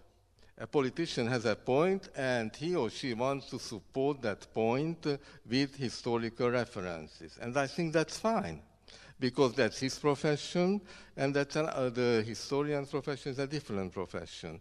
I think the problem is if they don't talk to each other. You can't expect a charismatic or non-charismatic politician to be the reader of thick monographs on history when he or she speaks on history. He wants to achieve something, mobilizing people by references to history. And the third level is education. In education, depending, of course, on the age, you are using history in developing personality, not just to give students information, but you are presenting patterns of behavior, moral strategies, etc., etc. So I think institutions like ours are building all these bridges. So there are bridges to be built among the national interpretations and also among the educational, scholarly and political interpretations. And if you speak about these bridges, are there actually new forms and ideas? I mean, how to let people know more about the First World War? I mean, as you said, it's a different thing to be a historian or a politician or a pupil in school, and I think you mentioned that there are actually, and I think in the internet there's a lot happening in that regard, that we, in some countries, people know much more about their relatives in the First World War than they used to know even 5 years ago. Would you like to add something about this new approaches, perhaps? If I may just, I do not want to monopolize it, but just one word, that I think what we can add is that the First World War was not a European war, but really a world war, and I think this is missing in education. We devote only, you mentioned that also in connection with your work, that we do not devote enough attention to the extra-European developments, although those extra-European developments have now a great impact on European developments today.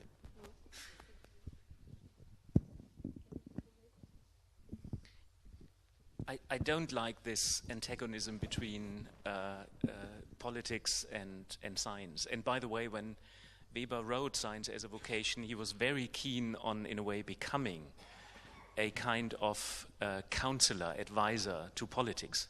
He was a deeply political person. I mean, he's a member of the delegation, of the German delegation going to Versailles. We shouldn't forget that. He's disappointed by the outcome, and he's disappointed that not all politicians want to listen to German university professors, but some do.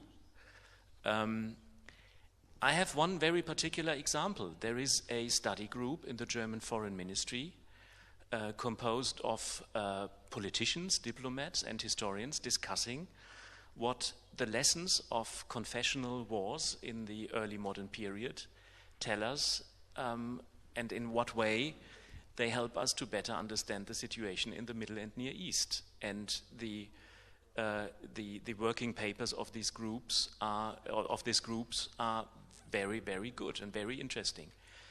And I have a second very practical example concerning the gap between education and science. I have been a member of the French-German School Book Commission, and there are bilateral school book commissions in all sorts of relations. There is a Polish-German school book commission, there was a German-Russian school book commission, and I must say it's one of the most rewarding experiences I had. It's time-consuming, it takes a lot of energy, but it gives you an idea of what it really means to, in a way, translate scientific knowledge into an educational framework. And if you discuss with French colleagues the experience of German occupation of Vichy France, you learn a lot about Germany, but you also learn a lot about France. So I would not make this gulf deeper as it is. It's time-consuming, it's difficult, you need a lot of money, you need people who put a lot of energy into it, but it's not as if this is not possible. If I may, I would like quickly go in this direction, because your question was how to build these bridges, and if there is any practical recommendations.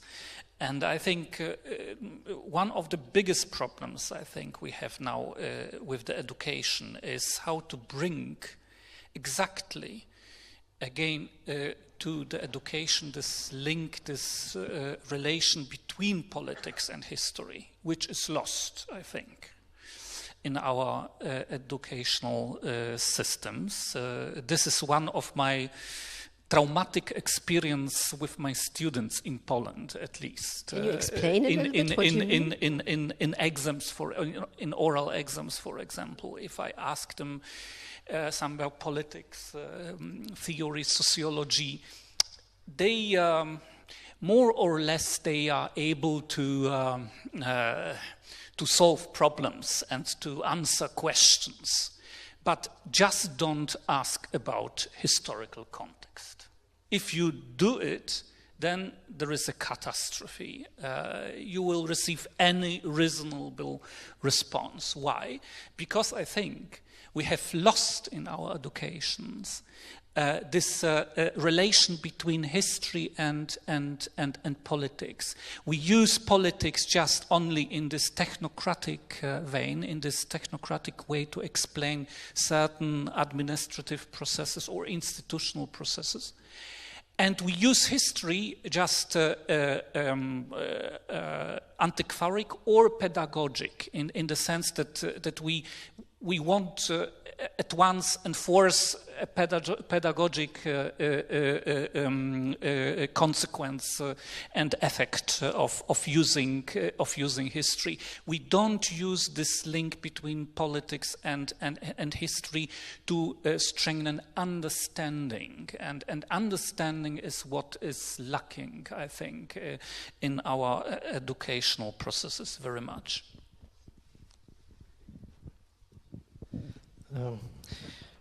I have particular remarks to this books, teaching books, school books.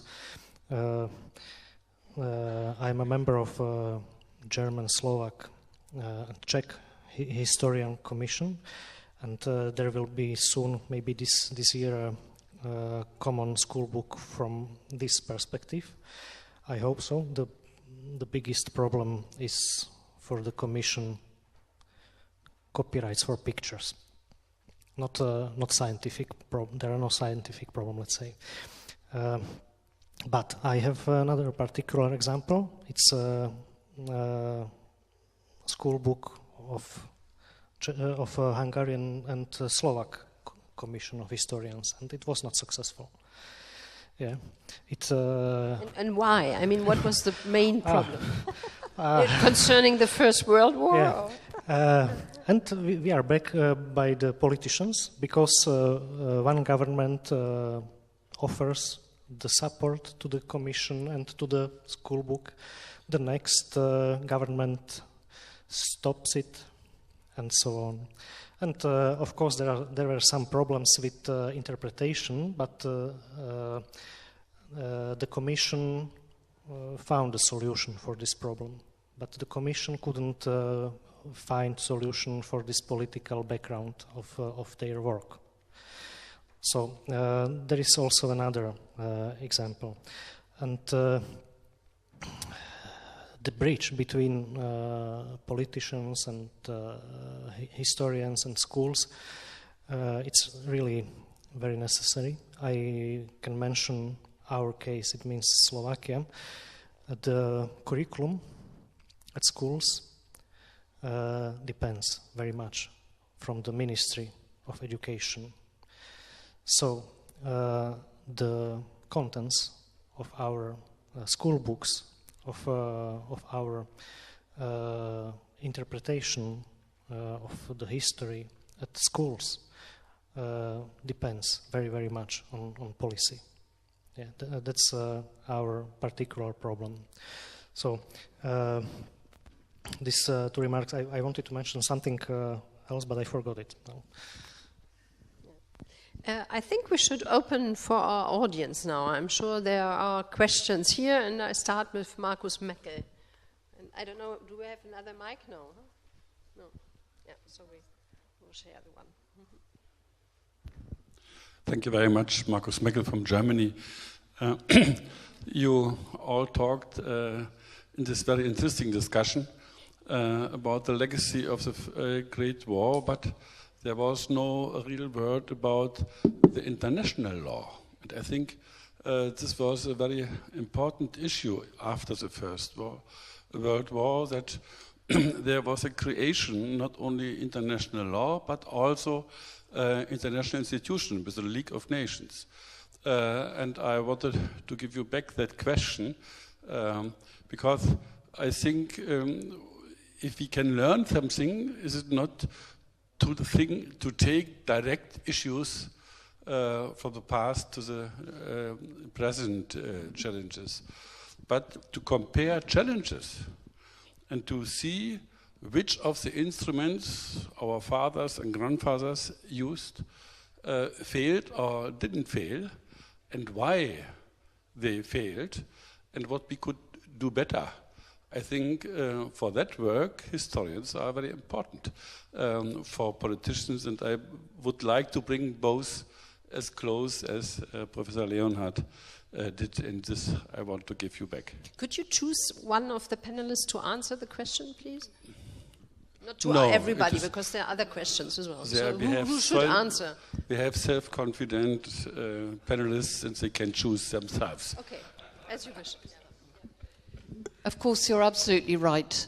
And we didn't discuss peacemaking. We were discussing the memory of the end of the war. And the great lesson that was learnt from the failures of the League of Nations is that to create international institutions, you need powerful states. And that failed with the United States pulling out, and then the problems in Russia, then the Soviet Union, and then subsequently Germany in the 20s and 30s. And that, at least for the British, I've read the papers for this, is that the one thing you had to do was to keep America on board after 45. And indeed, when you look at the UN, you kept the Soviet Union on board. Now, what international institutions do over time, if key players defect, that's polite language about talking about Donald Trump. Are the institutions strong enough, or is the regime, like the regime with Iran, strong enough to survive without the key nation states? It takes us right back to the points that are made about national identity. But big states really matter. So I think there's the next question. Could you also present yourself, please? Sure. My name is Burkhard Olszowski. I'm from the Federal Institute for History and Culture of Germans in Eastern Europe, but I'm also collaborating with the European Network Remembrance and Solidarity. Actually, I also wanted to ask something about League of Nations, but now I have another question. The panelists from the countries which once belonged to the Habsburg Empire, I would like to ask, in particular, Mr. Dan Dugaccio and Martin Pecker. Well, after the Second World War, we have drawn the new borders and the creation of new states. And you also mentioned that, in particular, Mr. Pock mentioned that a lot of Hungarian minorities lives in Slovakia and in Romania until today. And I would like to ask, is there a specific regional memory of those minorities, and how the state or Slovak or Romanian historians are dealing with these kind of memory, or is there any forum or efforts of integrations about that?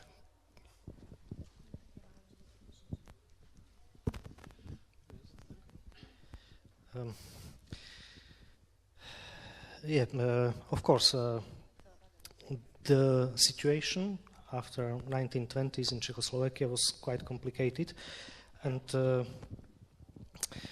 for the Czechoslovakia as such was or became a bigger problem German minority, of course, and the situation on Slovak and Hungarian border was a little bit different, and there was by state organized politics towards this part of Slovakia, let's say.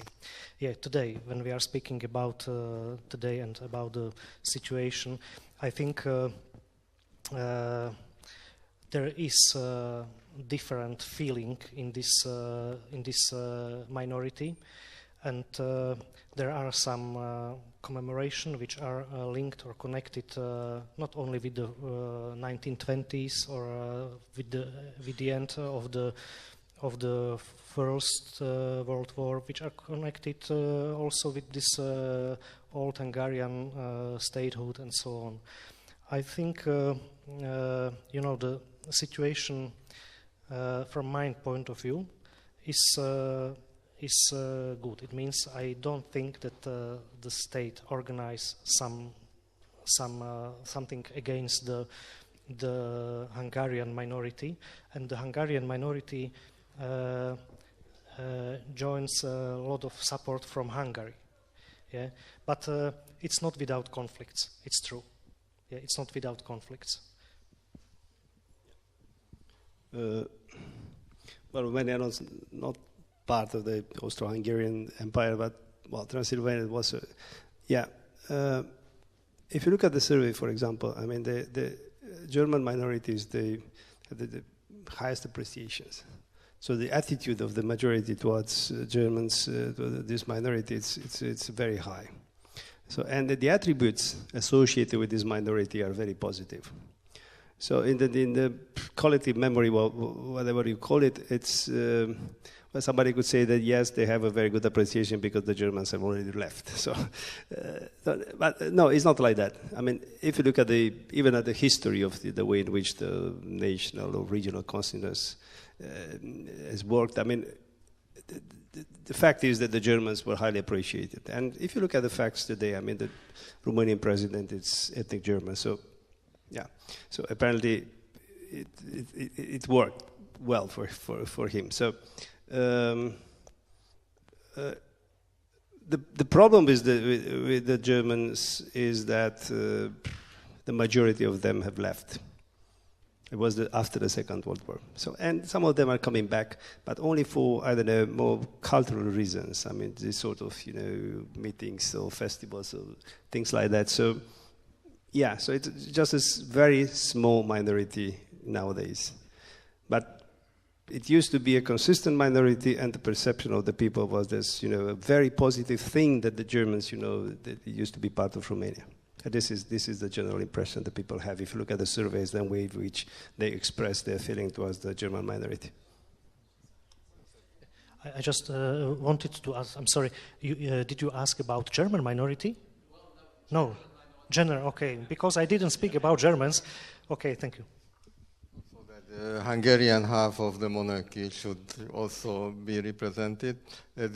I think now the peculiar historical collective memories of minorities and how they shape their present identities is a major trend in research.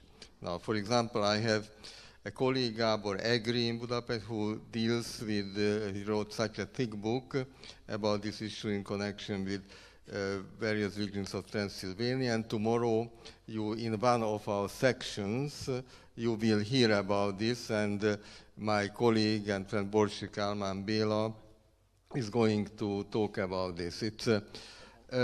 I think this is something to be learned both by researchers and politicians. So sometimes in the mother country, so to say, in the core country, there is an expectation on behalf of politicians and researchers that the minority should be homogeneous.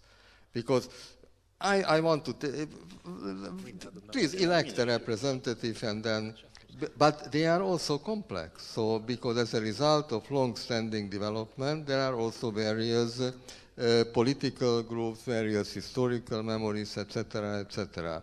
And to be able to understand the current situation, I think the various layers of this stratified regional memories are to be dealt with. Peter Haslinger, you remember in Berlin, he gave a presentation about this. I had the French colleague Catherine Orel, who is going to publish soon an extremely interesting book. She compared 14 towns of the Habsburg monarchy, 14 towns that were ethnically colorful, and so how in 14 towns comparing how they live together. So this is a very, very important research topic. Yeah. My name is Mihai Ionescu. I am the head of the Defense Policy Institute here in Bucharest. 2 points. Firstly, I have been a little bit surprised or astonished by the fact that it have used during the panel too many times the word trauma. You know, it's a psychological side, I would say, of the history of this legacy. But speaking in psychological terms, I am not a specialist anyway. It seems to me that the trauma should be healed. And the historian should do something from that point of view. It had happened, as you have confessed or told us here, that there were such kind of bilateral commissions which you have observed that it's not possible to get a positive outcome. So I have heard the lady from Oxford University saying that ask the young generation, they would like to travel all over Europe. They didn't mind about borders or world trauma to be healed. You know, so my point is that what do you do in order to read in accordance with the future requirement, that kind of, how to say, legacies like the first or 30 years world or otherwise? That's one of my points. And it's a question for the panel. But take care about the fact that trauma, it's an illness. Perhaps you can make it a little shorter, then other people can yes. also ask. And secondly, I have heard about what is Foreign Ministry of Germany is doing, namely having this group to study being very complex, different anthropologists, historians, diplomats, and things like that. As far as I know, Graham Allison, perhaps you have heard about, of course you have heard about him, had proposed 2 years ago for each president in the world to have a council of historians in order to feed the decisions of the president. If they have economists, why not having historians, but having in mind a kind of understanding of history which would profess the best decision for the future?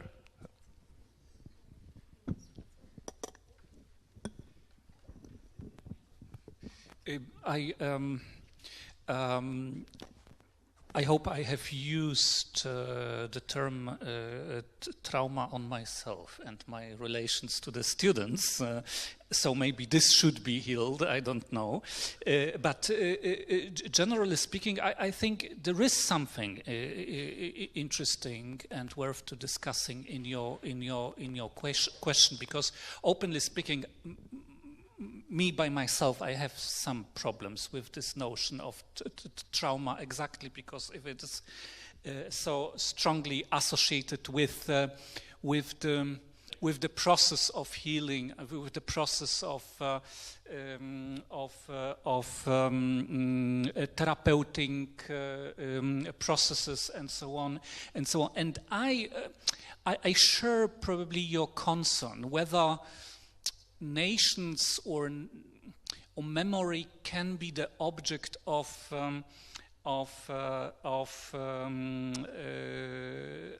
such an process of healing, therapeutic programs.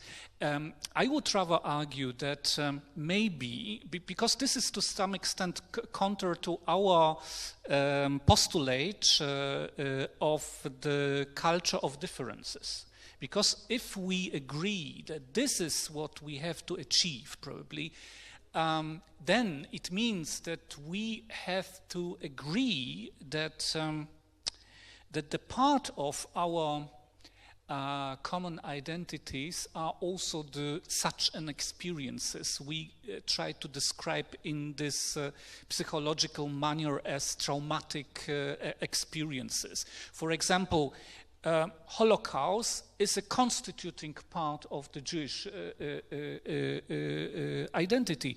We wouldn't call it traumatic in the sense you used something which should be the object of therapeutic procedure.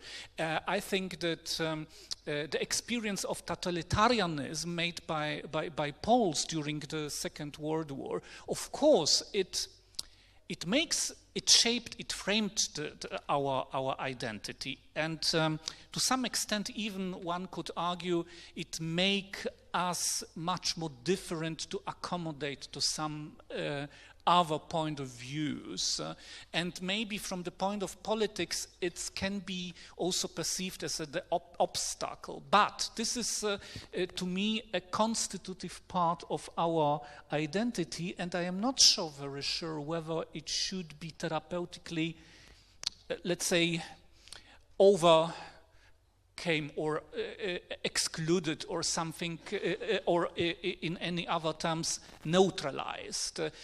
So I share your concept probably, but I know that this notion about traumatic, especially related to the Great War, is a very strong tradition to explain historically this events.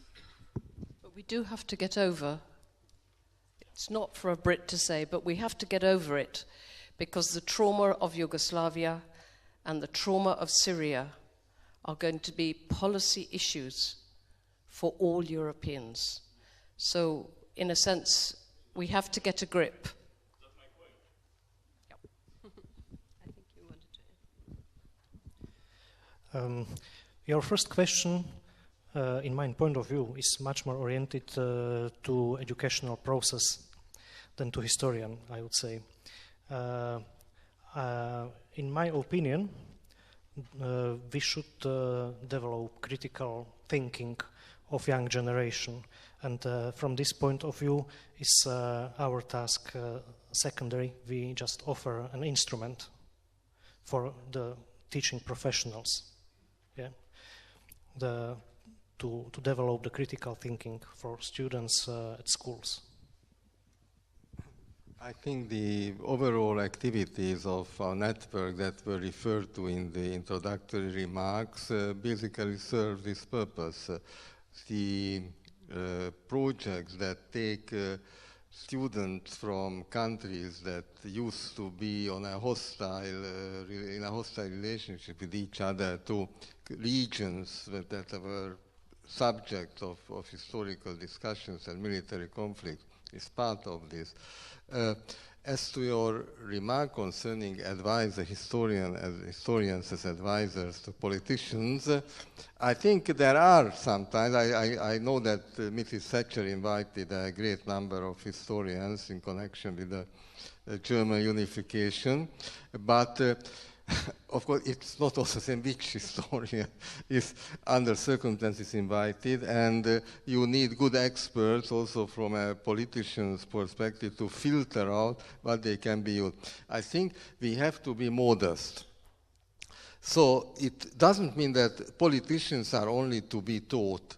We also have to learn from politicians, because we are in a much more comfortable situation than politicians, because politicians have to make the decisions, and if we want to give good advice, and this is very difficult sometimes to explain to my colleagues, we have to listen carefully and patiently also to the motives of politicians, because they have the power to make decisions, and that's very different. If you have no responsibility, then it's a different affair. So thank you very much. At this point, we end here. Thank you to my panel with really very great input. And you see, we just started the discussion on certain points which will be touched in depth tomorrow in other sessions and workshops. And I think we agreed very much how important the culture of differences is. And I think we were very ambivalent about the analogies, if they are there between 1918 and our time now or not. And we will get more into discussions tomorrow. A big thank you to our translators. Please give applause. I think they had the hardest job. And now there will be a coffee break, and afterwards we have the Tobu presentation and the reception in the evening. Thank you and have a nice evening.